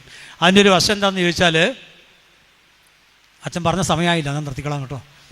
അച്ഛൻ പറഞ്ഞ സമയത്തേ നിർത്താൻ പറ്റുള്ളൂ. അതിൻ്റെ അർത്ഥം പറഞ്ഞുതരാം. വയനാട്ടിൽ ഇവിടെ ഉണ്ടെന്ന് എനിക്കറിയത്തില്ല. ഈ വയനാട്ടിലൊക്കെ ഈ ചില മരത്തിൻ്റെ ശാഖകളിൽ ഇത്തിക്കണ്ണി ഉണ്ടാവും. ഇത്തിക്കണ്ണിനെ പറ്റി അറിയാവോ? ഒരു ചെറിയ കൂമ്പാണത്. അപ്പോൾ അത് ഇത്തിക്കണ്ണി ഇങ്ങനെ വളർന്നു വരും. വളർന്നു വരുന്നതോ അല്ലെങ്കിൽ ഇത് വന്ന് ഉണ്ടാകുന്നതൊന്നും ഈ വൃക്ഷത്തിൻ്റെ ശാഖ അറിയുന്നില്ല. ഈ വൃക്ഷത്തിൻ്റെ വേര് വലിച്ചെടുക്കുന്ന ജീവരസം ഈ ശാഖയിലേക്ക് പോകുമ്പോൾ ഈ ശാഖയിൽ പിടിക്കുന്ന ഇത്തിക്കണ്ണി അത് വലിച്ചെടുക്കാൻ തുടങ്ങും. അങ്ങനെ വലിച്ചെടുത്ത് എന്ത് പറ്റും? ഇത്തിക്കണ്ണി വളർന്ന് ശക്തി പ്രാപിക്കും. അപ്പോൾ ഈ ശാഖയ്ക്ക് എന്ത് പറ്റും എന്നറിയാവോ? അത് കരിഞ്ഞു പോകും. നമുക്കറിയാവുന്നൊരു കാര്യമാണ്. ഉണങ്ങി പോകണ്ട. അത് നമുക്ക് മനസ്സിലാവുന്ന കാര്യം പറയുന്നത്. ഞാൻ ഉദാഹരണം പറയുമ്പോൾ അങ്ങനെ നമുക്ക് അറിയാവുന്ന കാര്യം പറയുന്നത്. ഉണങ്ങിപ്പോവും. ഇതേ വാക്കാ പൗലോസിലെ പറഞ്ഞിരിക്കുന്നത്, വിദ്വേഷത്തിൻ്റെ വേര് വളർന്ന് ഉപദ്രവം ചെയ്യാതിരിക്കാൻ സൂക്ഷിക്കുക. ഇപ്പം എനിക്കിപ്പം ഈ ചേട്ടായിട്ട് ഭയങ്കര ദേഷ്യമാണ്, ഭയങ്കര വിദ്വേഷം എൻ്റെ ഉള്ളിൽ കിടക്കുന്നത്. ഒരിക്കലും ഇല്ലാട്ടോ, കഥ പറയുന്നതാണ്. ഉള്ളിൽ കിടക്കുക. അപ്പം ഞാനും ഇപ്പോൾ ആ ചേട്ടനോട് വർത്താനം പറഞ്ഞു പോവുക. അന്നേരമാണ് ഇദ്ദേഹത്തെ കാണുന്നത്. പെട്ടെന്ന് എൻ്റെ മുഖഭാവം മാറി. എൻ്റെ മുഖത്ത് സന്തോഷങ്ങൾ മാറി, ഞങ്ങൾ വർത്തമാനം പറഞ്ഞ സന്തോഷമൊക്കെ മാറി. എൻ്റെ ഉള്ളിൽ ദേഷ്യം നുരഞ്ഞു പൊന്തി. ഇവിടെ ഇരിക്കുന്നവരിപ്പം മാങ്ങ നമുക്ക് ഇഷ്ടമല്ല, പുളി ഇഷ്ടമല്ല, തിന്നുന്നില്ല. പക്ഷെ ഒരാൾ തിന്നുന്ന കണ്ട എന്തായിരിക്കും അവസ്ഥ? തിന്നുന്ന കണ്ടാൽ ഉമ്മീര് വരും, ഉമ്മീര് ഗ്രന്ഥി പെട്ടെന്ന് ഉമ്മീരുണ്ടാക്കും.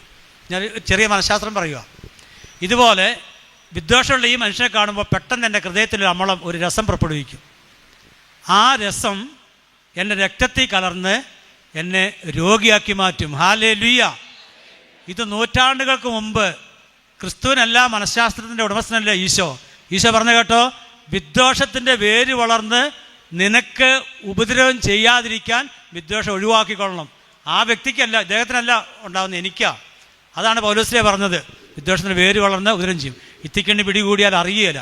അപ്പം ഇങ്ങനെ വാശിയും വൈരാഗ്യവും ഈ സഹോദരനോട് കടന്ന് വളർന്ന് എനിക്ക് ലഭിക്കേണ്ട ആത്മീയ നന്മകൾ എനിക്ക് നഷ്ടപ്പെട്ടു പോകും. വിശുദ്ധ കുർബാനയിലൂടെ എനിക്കൊരു അനുഗ്രഹം ഇല്ലേ? കുമ്പസാരത്തിലൂടെ, എല്ലാ കൂദാശകളിലൂടെ അനുഗ്രഹമുണ്ട്, വചനം കേൾക്കുന്നതിൽ വായിക്കുന്നതിലൂടെ. പക്ഷേ ഇതെല്ലാം ഈ വിദ്വേഷത്തിൻ്റെ വേരുള്ളിൽ കിടപ്പുണ്ടെങ്കിൽ ഇതെല്ലാം എനിക്ക് ബ്ലോക്കാവും.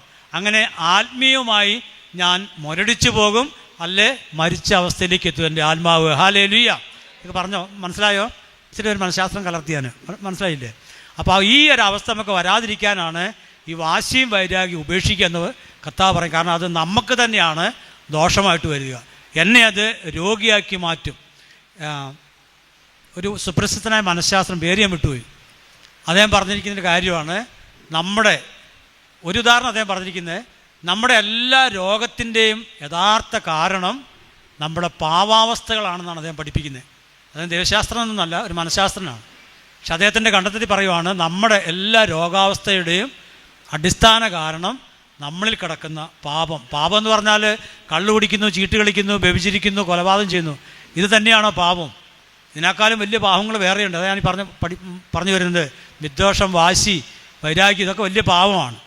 അപ്പോൾ ഇത് നമ്മളെ രോഗിയാക്കി മാറ്റുമെന്ന് ഇന്ന് മനഃശാസ്ത്രം അല്ലെങ്കിൽ വൈദ്യശാസ്ത്രം തെളിയിച്ചിരിക്കുന്നു. ഇത് നൂറ്റാണ്ടുകൾക്ക് മുമ്പ് ഒറ്റ വാക്കിൽ ഈശോ പറഞ്ഞു, ആരോടും വെറുപ്പ് വെച്ചുകൊണ്ടിരിക്കുന്നത്, എല്ലാവരെയും വെറുപ്പ് ഉപേക്ഷിക്കണം, സ്നേഹിക്കണം. ഹല്ലേലൂയ. സ്വരമെത്തി ഹല്ലേലൂയ. യേശുവേ നന്ദി, യേശുവേ സ്തുതി. അപ്പോൾ വാശി, വൈരാഗ്യം, വെറുപ്പ്, വിദ്വേഷം, പക, കുന്നായ്മ, കുശുമ്പ്. ഭാര്യ ഭർത്താക്കന്മാർ വെറുപ്പായിട്ടിരിക്കുന്നുണ്ടോ ഇവിടെ ആരെങ്കിലും? ഭാര്യയും ഭർത്താവും ഇല്ലെന്ന് വിശ്വസിക്കാം. എനിക്ക് കയ്യിൽ നിന്ന് നോക്കണേ, അങ്ങനെ ചോദിച്ചെന്നുള്ളൂ. ഈ എഫേസ്യസ് ലേഖനം 5-ാം അധ്യായം 22 വചനങ്ങൾ വായിച്ചാൽ മതി. പിന്നീട് കേട്ടുണ്ട്, ഞാൻ ചുരുക്കി പറയാം. ഭർത്താവിനോട് പറയുന്ന വാക്കെന്താണ്?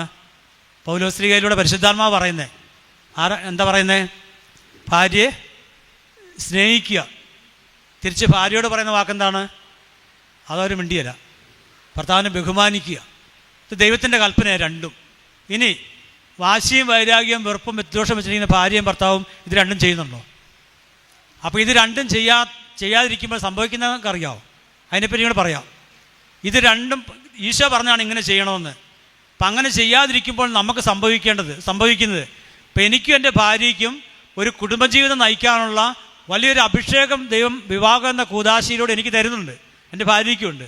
പക്ഷെ ദൈവം പറയുന്ന ഈ കാര്യം അനുസരിക്കാതെ ഇതിന് വിപരീതമായിട്ട് ഞാൻ ഭാര്യയോട് ദേഷ്യപ്പെടുന്നു, വെറുപ്പ് വയ്ക്കുന്നു, ഭാര്യയ്ക്ക് തിരിച്ച് എന്നോട് ബഹുമാനമില്ല, അവൾക്ക് വെറുപ്പ്, എനിക്ക് വെറുപ്പ്, അടി, ഇടി, വഴക്കെല്ലാം ഉണ്ടാക്കുന്നു. അപ്പോൾ ഞങ്ങൾക്ക് അഭിഷേകത്തോടുകൂടി ഈ കുടുംബജീവിതം മുന്നോട്ട് കൊണ്ടുപോകാനുള്ള അഭിഷേകം അവിടെ തടയപ്പെട്ടു. ആ കുടുംബത്തിൽ പിന്നെ എപ്പോഴും ഉള്ളതെന്തായിരിക്കും?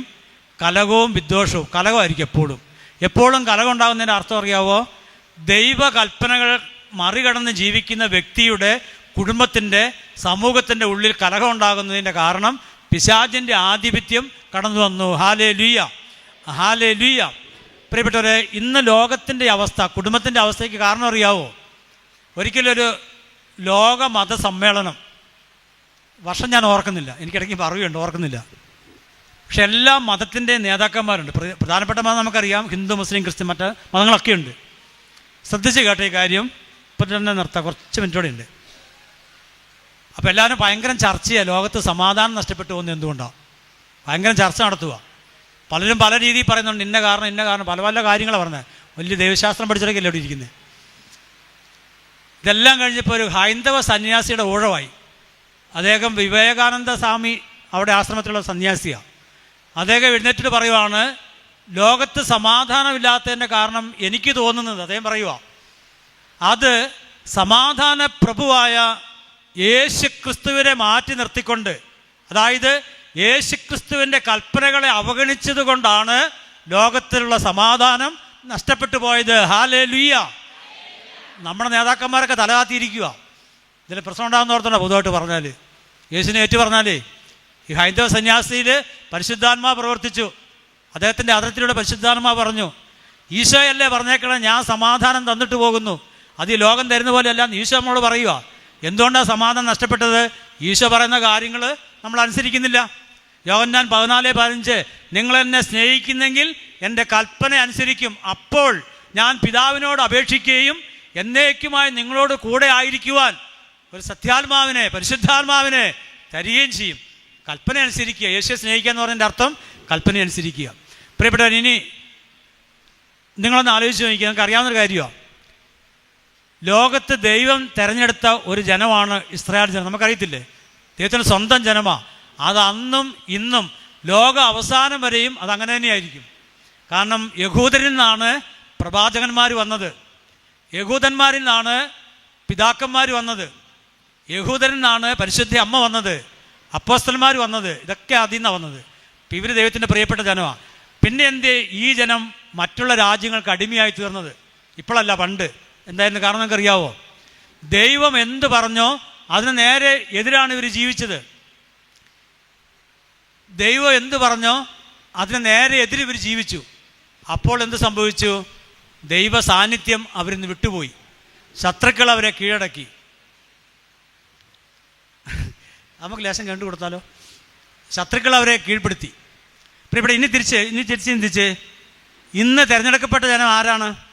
അത് നമ്മളാണ്. നമുക്ക് തകർച്ചയും പരാജയങ്ങളും എല്ലാം ഞാൻ ഉദ്ദേശിക്കുന്നില്ല. അസമാധാനം ഉണ്ടാകുന്നുണ്ടെങ്കിൽ കാരണം എന്താണെന്നറിയാവോ? യേശുക്രിസ്തു എന്തു പറഞ്ഞോ അത് നേരെ വിപരീതമാണ് നമ്മൾ ചെയ്യുന്നത്. അപ്പോൾ അതുകൊണ്ട് എന്ത് സംഭവിക്കുന്നു? ദൈവ സാന്നിധ്യം അവിടെ വിട്ടുപോകുന്നു. അവിടെ ശത്രു നമ്മളെ കീഴടക്കുന്നു. ഇസ്രായേൽ ജനം പാപം ചെയ്ത് ദൈവത്തിൽ വന്നപ്പോൾ ശത്രുക്കൾ അവരെ കീഴടക്കി. ശത്രു രാജ്യം. നമ്മുടെ ശത്രു ആരാ? പാകിസ്ഥാനാണോ? മറ്റു രാജ്യങ്ങളാണോ? അല്ല. നമ്മുടെ ശത്രു ആരാ? 1 പത്രോസ് 5:8 പിശാചാണ് നമ്മുടെ ശത്രു. ഇപ്പം ദൈവത്തിൽ നിന്ന് നാം അകലുമ്പോൾ, ദൈവകൽപ്പനകൾ നാം ധിക്കരിക്കുമ്പോൾ പിശാചാവുന്ന ശത്രു നമ്മളെ കീഴ്പ്പെടുത്തുകയാണ്. പിന്നെ അവനാണ് ഈ പരാജയങ്ങളും തകർച്ചകളും അസമാധാനം മുഴുവൻ ലോകത്തുണ്ടാകുക. ഇപ്പം സമാധാന പ്രഭുവായ യേശുക്രിസ്തുവിനെ മാറ്റി നിർത്തുക എന്ന് പറഞ്ഞാൽ യേശു പറഞ്ഞ കാര്യങ്ങളെ അവഗണിക്കുക എന്നുള്ളതാണ്. യേശു പറഞ്ഞ കാര്യങ്ങളെ അവഗണിക്കുക എന്നുള്ളതാണ്. ഹല്ലേലൂയ.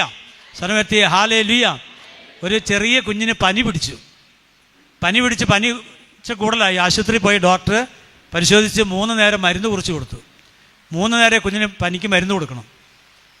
അമ്മ വന്നു, ഈ കുഞ്ഞെന്തിനാ മരുന്ന് കഴിക്കില്ല, ഭയങ്കര കയ്പായി മരുന്ന് കഴിക്കാൻ, ഉറങ്ങിപ്പോല്ലേ. അമ്മ അതിനകത്തേക്കൊരു ഓറഞ്ച് പിഴിഞ്ഞൊഴിച്ചു ഈ മരുന്നിലേക്ക്. അപ്പം മധുരമായി കുടിച്ചു. പനി കൂടി കൊച്ചു മരിക്കാറായി. പിന്നെ ഇവിടെ ഓറഞ്ച് നല്ലതാണെന്ന് നമുക്ക് എല്ലാവർക്കും അറിയാം. പക്ഷെ ആ സമയത്ത് കുഞ്ഞിന് കൊടുക്കാൻ പറ്റുമോ? പറ്റിയല്ല. ഇതുപോലെ സമാധാനം തരുന്നത് യേശുക്രിസ്തുവാണ്. ഈ യേശുക്രിസ്തുവിനെ മാറ്റി നിർത്തി, അതായത് കൽപ്പനകളെ അനുസരിക്കുന്നില്ല. പിന്നെ എങ്ങനെയാണ് നമുക്ക് സമാധാനം ഉണ്ടാകുന്നത്? എന്നിട്ട് ഇവരെയും കുറ്റം പറഞ്ഞിട്ട് കാര്യമുണ്ട്. അവർ കാരണം ഇവർ കാരണമാണ്. ഇപ്പം ക്രിസ്ത്യാനികൾക്ക് നൽകിയ കൽപ്പനകളെ മറികടക്കുമ്പോൾ അവന് ലഭിക്കേണ്ട അനുഗ്രഹങ്ങൾ തടയപ്പെട്ടു. അപ്പോൾ ശത്രു ബലം പ്രാപിച്ചു. ഇന്ന് ശ്രദ്ധിച്ച ഈ വാക്ക്, എവിടെയെല്ലാം യേശുക്രിസ്തുവിനെയും യേശുക്രിസ്തുവിൻ്റെ കൽപ്പനകളെയും അവഗണിച്ച് കളയുന്നുണ്ടോ അവിടെയെല്ലാം ശത്രുവായ പിശാച് ശക്തി പ്രാപിക്കും. പിന്നെ അവൻ്റെ പ്രവർത്തനമാണ് ലോകത്തിൽ കാണുന്ന മുഴുവനും. ലോകത്ത് എന്തെല്ലാം പ്രശ്നങ്ങളാണ് കണ്ടുകൊണ്ടിരിക്കുന്നത് നമ്മൾ. അതിൻ്റെ കാരണം ഒന്നാമത്തെ ഉത്തരവാദി നമ്മളാണ്. എൻ്റെ വീടാന്ന് നമ്മളാണ് ചെല്ലേണ്ടത്. അവരെവരെയും കുറ്റം പറയേണ്ട കാര്യമില്ല. ക്രിസ്തുവിൻ്റെ കൽപ്പന പാലിച്ച് ക്രിസ്തുവിൻ്റെ മകൻ വാഴുന്ന സ്ഥാനത്തേക്ക് നമ്മൾ വന്ന് ആ വഴിയിലൂടെ സഞ്ചരിച്ചാൽ ഒരു ശത്രുവിനും നമ്മളെ തൊടാൻ പറ്റിയല്ല. പിശാചെന്നല്ല, ചില മനുഷ്യരുണ്ട് നമുക്ക് ശത്രുക്കൾ, അവരുടെ ഉള്ളിൽ കയറിക്കൊണ്ട് അവർക്ക് നമ്മളെ തൊടാൻ പറ്റിയല്ല. ജോബിനെ എന്തുകൊണ്ടാണ് ആദ്യം പിശാചിനെ തൊടാൻ പറ്റാത്തത്? ജോബിൻ്റെ പുസ്തകം 1-ാം അധ്യായം 8-9 നിങ്ങൾ വായിച്ചിട്ടുണ്ടോ?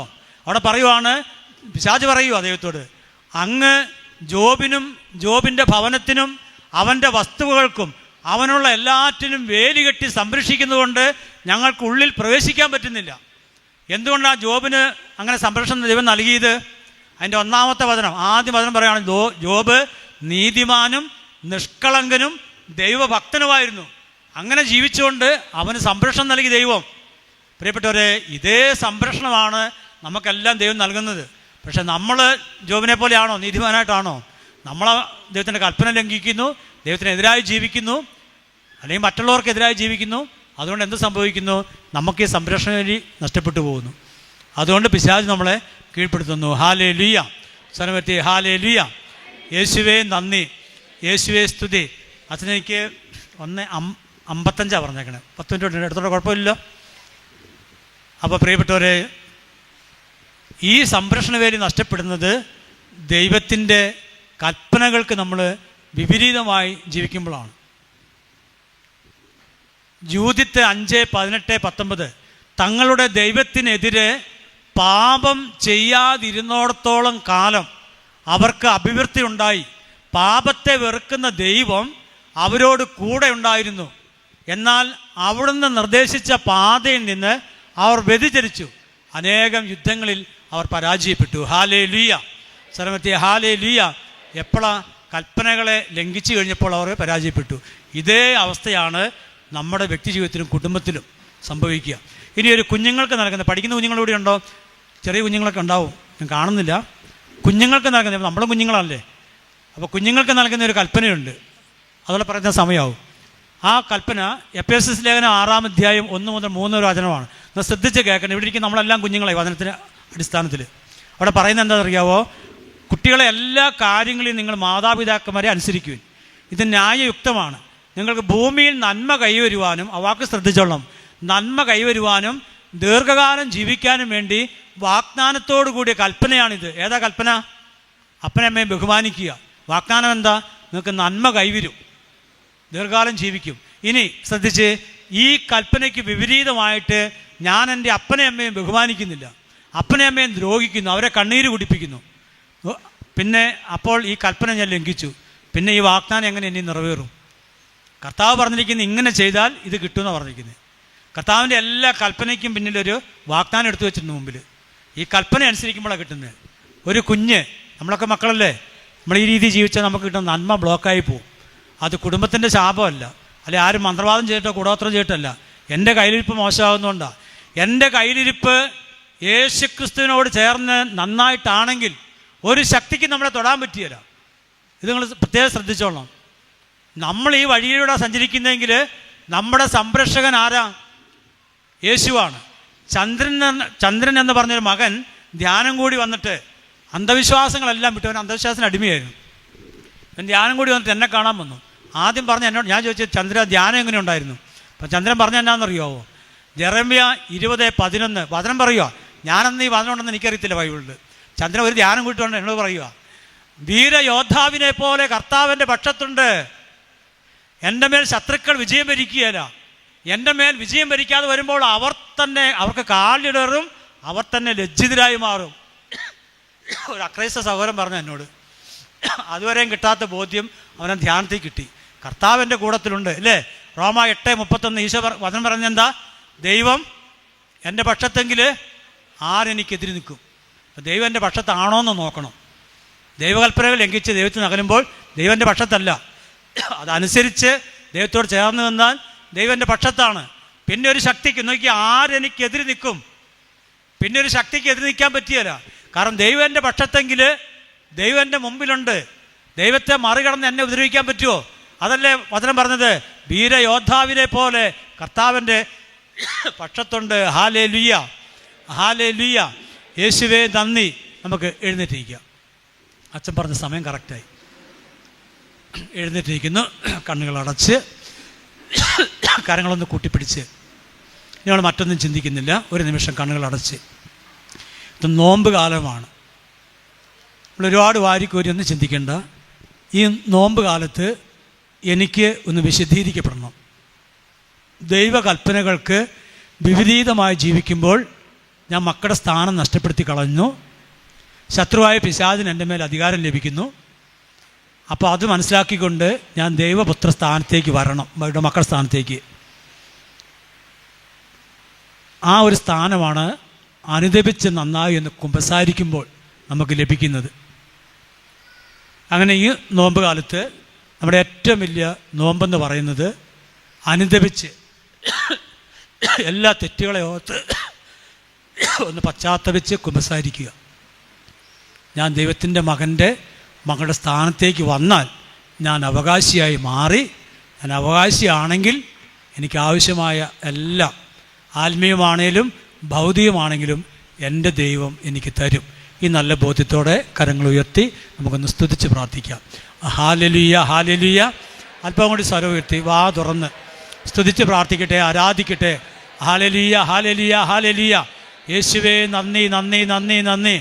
ആരാധിക്കുന്നു കർത്താവെ, ആരാധിക്കുന്നു കർത്താവെ. പാപാവസ്ഥയിലൂടെ ഞാൻ നഷ്ടപ്പെടുന്ന എൻ്റെ പുത്രസ്ഥാനമാണ്, പുത്രിയുടെ സ്ഥാനമാണ്. അനുദപിച്ച് കുമ്പസാരിക്കുമ്പോൾ അത് വീണ്ടും എനിക്ക് തിരിച്ചു കിട്ടുന്നു. അതിനാ കർത്താവെ, പുത്രസ്ഥാനത്തേക്ക് അല്ലെങ്കിൽ മക്കളുടെ സ്ഥാനത്തേക്ക് വരുവാൻ അവിടെ തന്നെ അനുഗ്രഹിക്കണമേ. ഹാലേലൂയ. ശത്രുത, വാശി, വൈരാഗ്യം, വെറുപ്പ്, വിദ്വേഷം, പക ഇതെല്ലാം ഉപേക്ഷിച്ചുകൊണ്ട് ഒരു ദൈവ പൈതലായി മാറുവാൻ ഈ നോമ്പ് കാലം, ഈ ധ്യാനം എല്ലാം എനിക്ക് അനുഗ്രഹമായി മാറ്റണമേ. Hallelujah hallelujah hallelujah. യേശുവേ നന്ദി, യേശുവേ നന്ദി, യേശുവേ നന്ദി. നമുക്ക് ഇരിക്കാം. അച്ഛൻ വന്നിട്ടില്ല, അച്ഛൻ വന്നില്ല. അപ്പോൾ ഒരു 5 മിനിറ്റോടെ അല്ല, പിന്നെ നിങ്ങളിങ്ങനെ വെറുതെ ഇരിക്കണ്ടേ? കുഴപ്പമുണ്ടോ? ഹാലേലൂയ. യേശുവേ നന്ദി, യേശുവേ സ്തുതി. എനിക്ക് ഏറ്റവും ഇഷ്ടപ്പെട്ട ഒരു കറിയാണ് വാഴച്ചുണ്ട് തോരൻ വയ്ക്കുക. നിങ്ങൾ കഴിച്ചിട്ടുണ്ടോ? നല്ലൊരു ഭക്ഷണമാണ്. അതിൻ്റെ കൂടെ പച്ചപ്പയറും കൂടി ഇട്ട് വാഴച്ചുണ്ട് തോരൻ വയ്ക്കുക. ഏറ്റവും ഇഷ്ടപ്പെട്ട കറിയാണ്. ഒരിക്കൽ ഞാൻ ഒരു വാഴച്ചുണ്ട് കുറച്ച് അത് ഒടിക്കാറായി, അല്ല വാഴ കുറച്ച് ഒടിക്കാറായി. ചുണ്ടെന്ന് അവിടെ പറഞ്ഞു, ഇവിടെ എന്താ പറയുന്നത്, കൂമ്പെന്നാണോ? അപ്പോൾ അത് ചെല്ലുമ്പോൾ ഭാര്യ ഇങ്ങനെ പയറരിയുന്നു. ചെല്ലുമ്പോൾ അതിൻ്റെ ഒരു പോള വിരിഞ്ഞ് അതിൽ നിന്നൊരു കിളി തേൻ കുടിക്കുകയാണ്. അങ്ങനെ കണ്ടിട്ടുണ്ടോ? വാഴച്ചുണ്ട് കിളി തേൻ കുടിക്കുന്നത്, ഒരു ചുണ്ട് നീണ്ട കിളി. അപ്പോൾ കുറച്ച് നേരം ഞാനിങ്ങനെ നോക്കി നിന്നിട്ട് പിന്നെ അത് ഒടിച്ചില്ല. അത് പുണ്യം കിട്ടാൻ വേണ്ടി ചെയ്തതല്ല, പുണ്യമുണ്ടെന്ന് എനിക്ക് അറിയത്തുമില്ല. അപ്പോൾ അത് ഒടിച്ച് കറി വെച്ച് കൂട്ടിയില്ലാന്നത് ഞാൻ ചത്തുപോയില്ല. പക്ഷേ ആ ഒടിച്ചാൽ പിന്നെ കിളിക്ക് കിട്ടിയല്ല. അങ്ങനെ വിചാരം വന്നെങ്കിൽ തിരിച്ചു പോന്നു. ഇവിടെ വന്നപ്പോൾ ഇവള് എന്നോട് ചോദിച്ചു. ഞാൻ പറഞ്ഞു ഇങ്ങനെ എന്ത് കണ്ടുകൊണ്ട് ഒടിച്ചില്ല എന്ന് പറഞ്ഞു. അപ്പോൾ അവൾക്കറിയാം ലേശം വട്ടനിക്കുണ്ടെന്ന് അറിയാം. പിന്നെ അവളൊന്നും മിണ്ടിയില്ല. അവൾ പിന്നെ ആ കറി വെച്ചു. 2 വർഷം കഴിഞ്ഞ് ഞാൻ നേരത്തെ പറഞ്ഞ കുളത്തോല് ധ്യാനിക്കാൻ പോയി. ഇതുപോലെ സിസ്റ്റർ പ്രാർത്ഥിച്ചു. എന്നിട്ട് എന്നോട് ചോദിച്ചു, അഗസ്ത്യൻ ബ്രദറിന് വേണ്ടി പ്രാർത്ഥിക്കുമ്പോൾ ഒരു വാഴച്ചുണ്ടും കിളീനെയും കാണിക്കുന്നുണ്ട്, ഇതുമായിട്ട് എന്തെങ്കിലും ബന്ധമുണ്ടോ എന്ന് ചോദിച്ചു. പെട്ടെന്ന് എൻ്റെ കണ്ണ് നിറഞ്ഞു. ഞാനതൊരു പുണ്യം കിട്ടാൻ വേണ്ടി ചെയ്തതല്ല, ഒരു സുഹൃതമായിട്ട് തോന്നിയിട്ടുമില്ല. നോക്കിക്കേ, അതുപോലും ഏറ്റവും നിസ്സാരമെന്ന് കരുതുന്ന അതുപോലും ദൈവസന്നിധിയിൽ ഉണ്ടെങ്കിൽ, അല്ലെ സിസ്റ്റർ കാണിയല്ലോ, ഉണ്ടെങ്കിൽ നമ്മൾ ചെയ്യുന്ന നന്മകളും തിന്മകളും ദൈവസന്നിധിയിൽ ഉണ്ടാകിയാലേ. ഇതെന്നെ ചിന്തിപ്പിച്ചതാണ്. അത് കേട്ടോടുകൂടി പിന്നെ ഇന്ന് വരെ ഞാൻ ആരോട് ശത്രുത വെച്ചിട്ടില്ല. നോക്കിക്കേ, ദൈവത്തിന് ഈ വാഴ്ചുണ്ടിൻ്റെ കാര്യത്തിലാണോ ശ്രദ്ധിക്കുന്നത്, അല്ലെങ്കിൽ കിളിയുടെ കാര്യത്തിലാണോ? എന്നിട്ട് അതുപോലെ ഏറ്റവും നിസ്സാരമല്ലേ, അതുപോലും ദൈവസന്നിധിയിൽ ഉണ്ടെങ്കിൽ നമ്മൾ ചെയ്യുന്ന ഓരോ പ്രവൃത്തികളും ദൈവത്തിൻ്റെ സന്നിധിയിലുണ്ട്. Hallelujah hallelujah. 2 കൊറിന്തോസ് 5:10 പൗലോസ്ലീഗയിലൂടെ പരിശുദ്ധാത്മ പറയുവാണ്, ഈ ജീവിതത്തിൽ നമ്മൾ ചെയ്യുന്ന നന്മ തിന്മകൾക്ക് പ്രതിഫലം വാങ്ങാൻ ക്രിസ്തുവിൻ്റെ ന്യായാസനത്തിന് മുമ്പിൽ നാം നിൽക്കേണ്ടി വരും. ഇത് പൗലോസ്ലീഗ പറയുന്ന, പരിശുദ്ധാത്മ പറയുന്ന, അദ്ദേഹത്തിലൂടെ വചനം പറയുന്ന. അപ്പം ഞാൻ ഈ വചനം വായിച്ചപ്പോൾ ഈ കാര്യം ഓർത്തു. ഈ കിളിക്ക് വാഴ്ചുണ്ട് വിട്ടുകൊടുത്തപ്പോൾ അത് ദൈവം എഴുതി വെച്ചിരിക്കുക, അഗസ്റ്റിൻ ഇന്നൊരു കാര്യം ചെയ്തു. അങ്ങനെയെങ്കിൽ പൗലോസ്ലീഗ പറഞ്ഞ കേട്ടോ, ഇവിടെ ചെയ്യുന്ന നന്മകൾക്കും തിന്മകൾക്കും പ്രതിഫലം വാങ്ങാൻ വേണ്ടി ക്രിസ്തു ന്യായാധിപനായി വരുന്ന സമയമുണ്ട് അല്ലേ? ആ സമയത്ത് എപ്പോഴത് നമ്മൾ മരിച്ചിരുമ്പോൾ, അപ്പോൾ ന്യായാധിപനായിട്ട് വരും, അവൻ്റെ മുമ്പിൽ നിൽക്കേണ്ടി വരും നമ്മൾ. അപ്പോൾ അവിടെ ദയം ദാക്ഷിണ്യം ഉണ്ടാവുകയില്ല, കണക്കുകളുണ്ട്, നോക്കിക്കഴിഞ്ഞ് നമ്മൾ ചെയ്യുന്ന ഓരോ പ്രവൃത്തിക്കും അനുസരിച്ച് പ്രതിഫലം. ഹല്ലേലൂയ. ഇത് മറ്റ് മതത്തിൽപ്പെട്ടവർ വിശ്വസിച്ചില്ലെങ്കിലും ക്രിസ്ത്യാനി വിശ്വസിച്ചോളണം, ഒരു ന്യായാധിപനായിട്ട് ഈശോ വരും. ഈശോ പറഞ്ഞ വചനങ്ങളിൽ ഇനി പൂർത്തിയാകാൻ ഒറ്റ കാര്യമുള്ളൂ. ഇവിടെ ഇരിക്കുന്ന ഓരോ ക്രിസ്ത്യാനികളും ഓർത്തോളണം, അത് ഈശോയുടെ വീണ്ടും വരവാണ്. വരുമോ? അതില്ല പിന്നെ ബൈബിളിന് വല്ല അർത്ഥമുണ്ടോ? ബൈബിള് സത്യമല്ലേ? എങ്കിൽ ഈശോയുടെ വീണ്ടും വരും. ബാക്കി എല്ലാ കാര്യങ്ങളും ഈശോ പറഞ്ഞ കാലഘട്ടങ്ങളിൽ, അതാത് സമയങ്ങളിൽ നടന്നുകൊണ്ടിരിക്കുകയാണ്. Hallelujah hallelujah. അതിക്രൂരമായ മതമർദ്ദനം ഇപ്പം നടന്നുകൊണ്ടിരിക്കുകയാണ്. നമുക്കിവിടെയില്ല, അനേക സ്ഥലങ്ങളിൽ, അനേക രാജ്യങ്ങളിൽ ക്രിസ്ത്യാനികൾ പീഡിപ്പിക്കപ്പെടുന്നുണ്ട്, കൊലയിപ്പെടുന്നുണ്ട്. നിങ്ങൾ പ്രാർത്ഥിക്കാറുണ്ടോ ആരെങ്കിലും? പ്രാർത്ഥിക്കണം. നാളെ അത് ഇങ്ങോട്ടും വരാം. നമുക്കിവിടെ വലിയ കുഴപ്പമൊന്നും തോന്നില്ല. നമ്മളൊന്നും ശരിക്കും വിശ്വാസികളല്ല, അവരാ വിശ്വാസികൾ. 21 കോപ്റ്റിക് ക്രിസ്ത്യാനികൾ കടൽക്കരയെ കൊണ്ട് കൈ പുറകോട്ട് കെട്ടി, ചെറുപ്പക്കാർ 25-26 വയസ്സുള്ളവരെ, ഒരു കമ്പനി ജോലി ചെയ്യുന്നവരാ. യേശുവിനെ ഉപേക്ഷിക്കുകയാണെങ്കിൽ വിട്ടേക്കാന്ന് പറഞ്ഞു. കത്തി വെച്ചിരിക്കുക കഴുത്തിൽ. ആദ്യത്തെ ഒന്നാമൻ്റെ എത്തിയിട്ട് ഇങ്ങനെ പിടിച്ചു. അവൻ മിണ്ടിയില്ല. അവൻ പറഞ്ഞു യേശുവിനെ വിടിയല്ലാന്ന് പറഞ്ഞു. കഴുത്താൻ കണ്ടിച്ചു, ചോര തീറ്റിത്തെറിച്ചു. 21 പേരെ അങ്ങനെ തന്നെ കൊന്നു. ഓരോരുത്തരെ കൊല്ലുന്ന മറ്റൊരു കണ്ടുകൊണ്ടിരിക്കുക. മുഞ്ഞും കുത്തി വീണു, അവിടെ രക്തപ്പുഴയായി മാറി. ഇത് കണ്ടൊരു ആളവിടെ നിൽപ്പുണ്ടായിരുന്നു. അവനൊരു കമ്പനി ജോലിയാണ്, അവൻ ക്രിസ്ത്യാനിയല്ല. അപ്പോൾ അവനെ പിടിച്ചു, അവനോട് ചോദിച്ചു. അവൻ പറഞ്ഞു എനിക്ക് ക്രിസ്തുവിനെ അറിയത്തില്ല എന്ന് പറഞ്ഞു. ഞാൻ ക്രിസ്ത്യാനി അല്ല എന്ന് പറഞ്ഞു. അപ്പോൾ ഇവർ പറഞ്ഞാൽ ശരി എന്നാൽ കുഴപ്പമില്ല, നീയും പറ യേശുവിനെ ഉപേക്ഷിച്ചു ചുമ്മാ പറഞ്ഞേക്കാൻ പറഞ്ഞു. ഇവൻ പറയുന്നുണ്ട് ഞാൻ ക്രിസ്ത്യാനി അല്ല, എൻ്റെ ദൈവം ക്രിസ്തു അല്ല. ഇവർ പറഞ്ഞതറിയോ, നീ ക്രിസ്തുവിനെ വിശ്വസിക്കണ്ട, വിശ്വസിക്കുന്നില്ലെന്നങ്ങ് പറഞ്ഞിട്ട് പൊക്കോളാൻ പറഞ്ഞു. എന്നിട്ട് ഇവൻ കുറച്ച് നേരം മരിച്ചു കിടക്കുന്നത് നോക്കി, ഇവൻ്റെ കൂട്ടുകാരെ കിടക്കുന്നത്.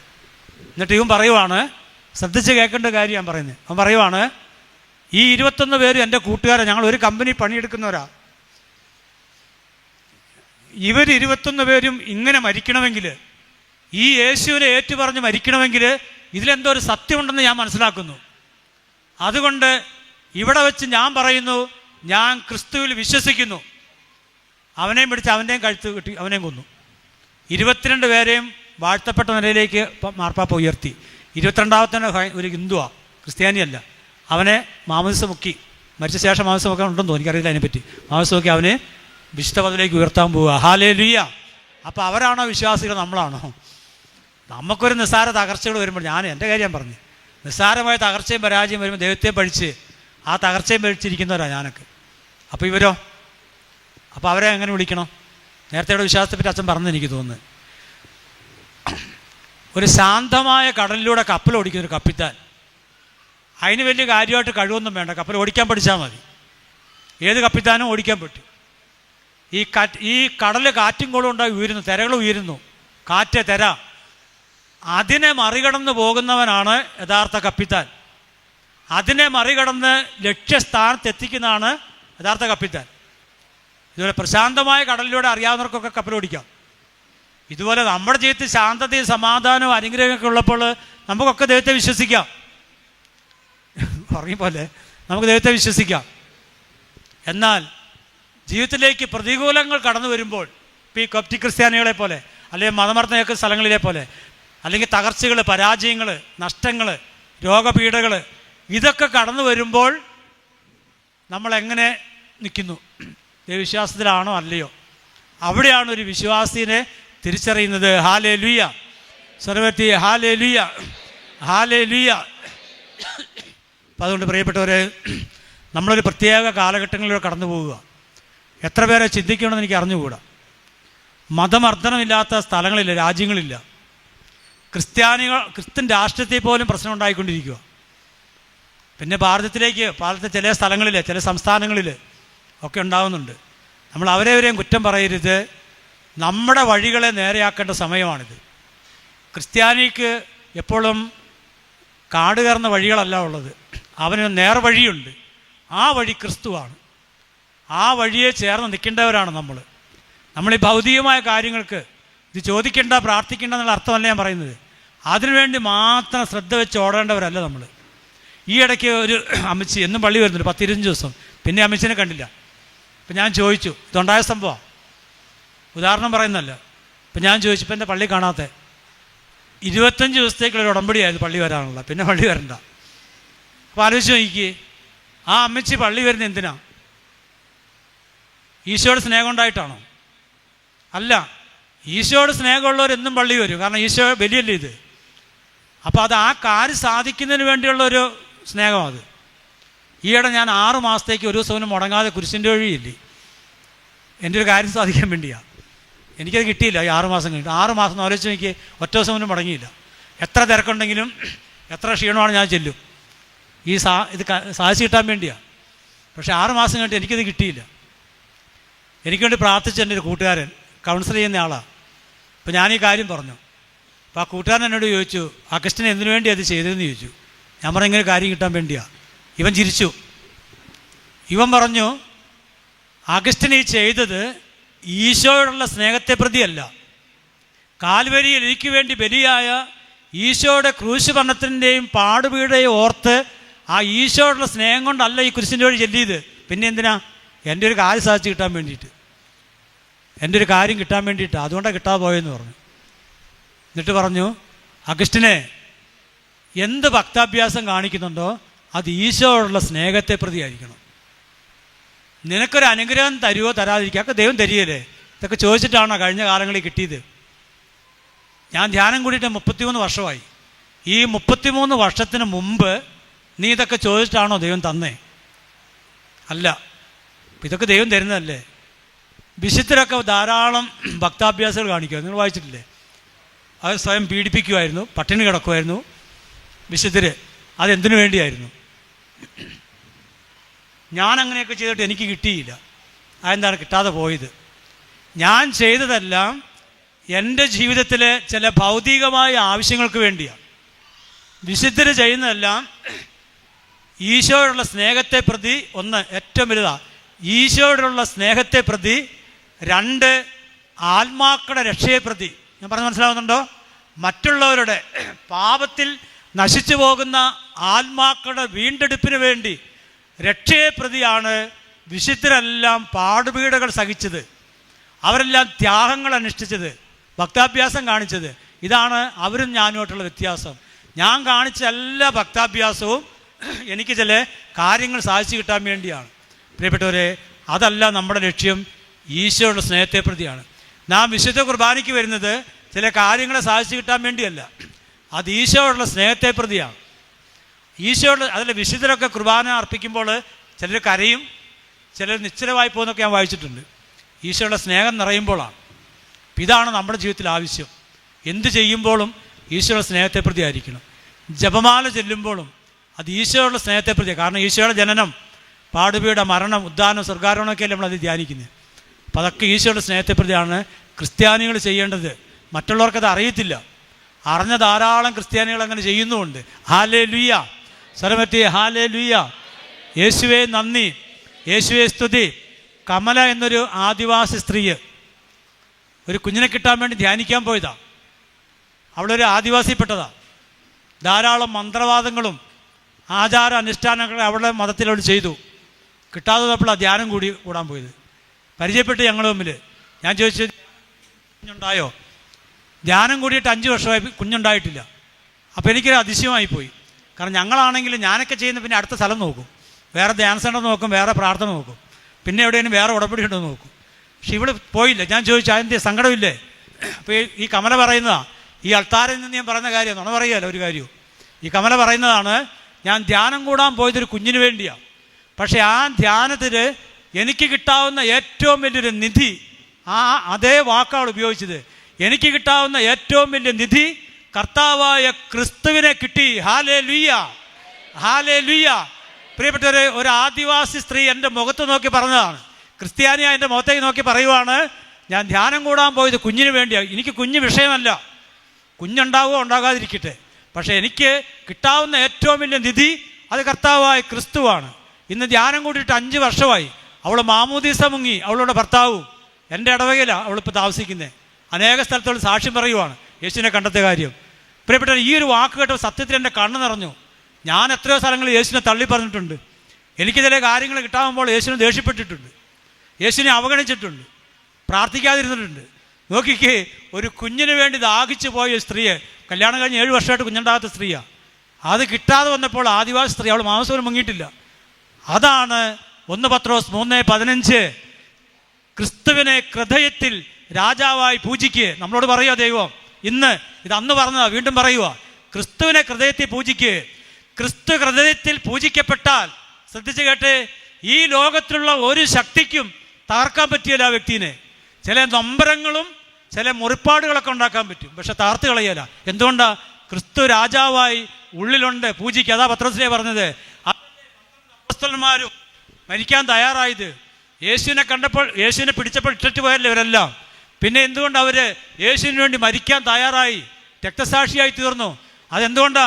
പന്തക്കുസ്താ നാളിൽ പരിശുദ്ധാത്മാവ് ഇറങ്ങിയപ്പോൾ, ക്രിസ്തുവിനെ അവരുടെ ഹൃദയത്തിൽ രാജാവായി പൂജിച്ചപ്പോൾ, ക്രിസ്തുവിലൂടെ ഒരു നിത്യജീവനുണ്ടെന്നുള്ള തിരിച്ചറിവുണ്ടായപ്പോൾ അവരെല്ലാം ക്രിസ്തുവിന് വേണ്ടി മരിക്കാൻ തയ്യാറായി. Hallelujah, hallelujah, hallelujah. ഇനിയുള്ള കാലഘട്ടം, ഇത് ശ്രദ്ധയോടെ കേട്ടുകൊള്ളുക. ഇനിയുള്ള കാലഘട്ടം ക്രിസ്ത്യാനി ക്രിസ്തുവിനെ ഹൃദയത്തിൽ സ്വീകരിക്കാത്തോടത്തോളം കാലം, ഈ ഭൗതികമായ കാര്യങ്ങൾക്ക് ഓടുന്നോടത്തോളം കാലം ഒരിക്കലും സ്വസ്ഥത കിട്ടിയല്ല, ഒരിക്കലും സമാധാനം കിട്ടിയല്ല. ഇനി ദുരിതങ്ങളും കഷ്ടപ്പാടുകളും വേദനകളും കൂടിക്കൂടി വരുന്ന ഒരു കാലഘട്ടത്തിലേക്ക് നമ്മൾ കടന്നു പോവുകയാണ്. ഭരണ സംവിധാനങ്ങളൊക്കെ മാറിയാൽ നമുക്കുള്ള സ്വാതന്ത്ര്യം പോലും വിടും. അങ്ങനെ കാലഘട്ടത്തിലൂടെയൊക്കെ നമ്മൾ കടന്നു പോകേണ്ടി വരും. അപ്പോൾ ക്രിസ്തുവിനെ പൂജിച്ചുകൊള്ളുക.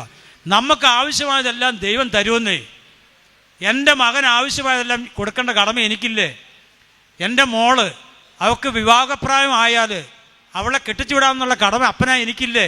അവൾ വന്ന് പറയണോ എന്നോട്? ഉള്ളിലുണ്ടെങ്കിലും പറയുമോ? പപ്പ എന്നെ കെട്ടിച്ചു വിടാൻ പറയുമോ? നമ്മുടെ മക്കളാരെങ്ങനെ അങ്ങനെ പറയുമോ? ഇല്ല. അപ്പനും അമ്മയ്ക്ക് അത് അറിയത്തില്ലേ? പ്രിയപ്പെട്ടവരെ, ഇതുപോലെ മകൻ്റെ ആവശ്യം എന്താണ്, മകളുടെ ആവശ്യം എന്താണെന്നുള്ളത് ദൈവത്തിന് അറിയാവുന്നേ. അതല്ലേ ഈശോ തന്നെ നമ്മളോട് നേരിട്ട് പറയുന്നത്. മത്തായി 6:33, ആദ്യം നിങ്ങൾ അവിടുത്തെ രാജ്യവും നീതി അന്വേഷിക്കുക, ബാക്കിയെല്ലാം നിങ്ങൾ കൂട്ടിച്ചേർക്കപ്പെടും. രാജ്യവും നീതി എന്താ? രാജ്യം എന്ന് പറഞ്ഞാൽ റോമ 8:14 ഞാൻ ആദ്യം പറഞ്ഞില്ലേ, ദൈവാത്മാവിനാൽ നയിക്കപ്പെടുന്നവരെല്ലാം ദൈവത്തിൻ്റെ പുത്രന്മാരായി തീരും. പിന്നെ റോമ 14 വചനം പറയുന്നു, എന്താ പറയുന്നത്? ദൈവരാജ്യം എന്നാൽ കേട്ടിട്ടുണ്ടോ?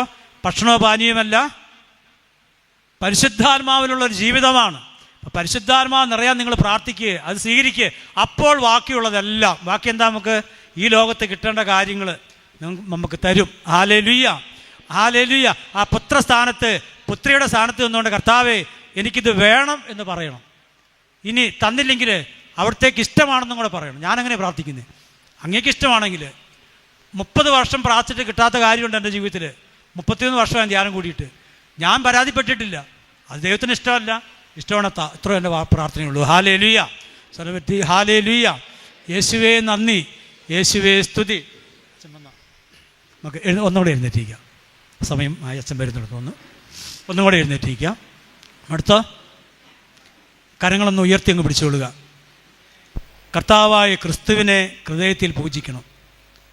ഇന്ന് വരെ ഞാനൊരു പക്ഷേ ചില പ്രാർത്ഥനയ്ക്കും ഇതിനൊക്കെ പോയത് ചില ഭൗതിക നിയോഗങ്ങൾ വെച്ചുകൊണ്ടായിരിക്കാം.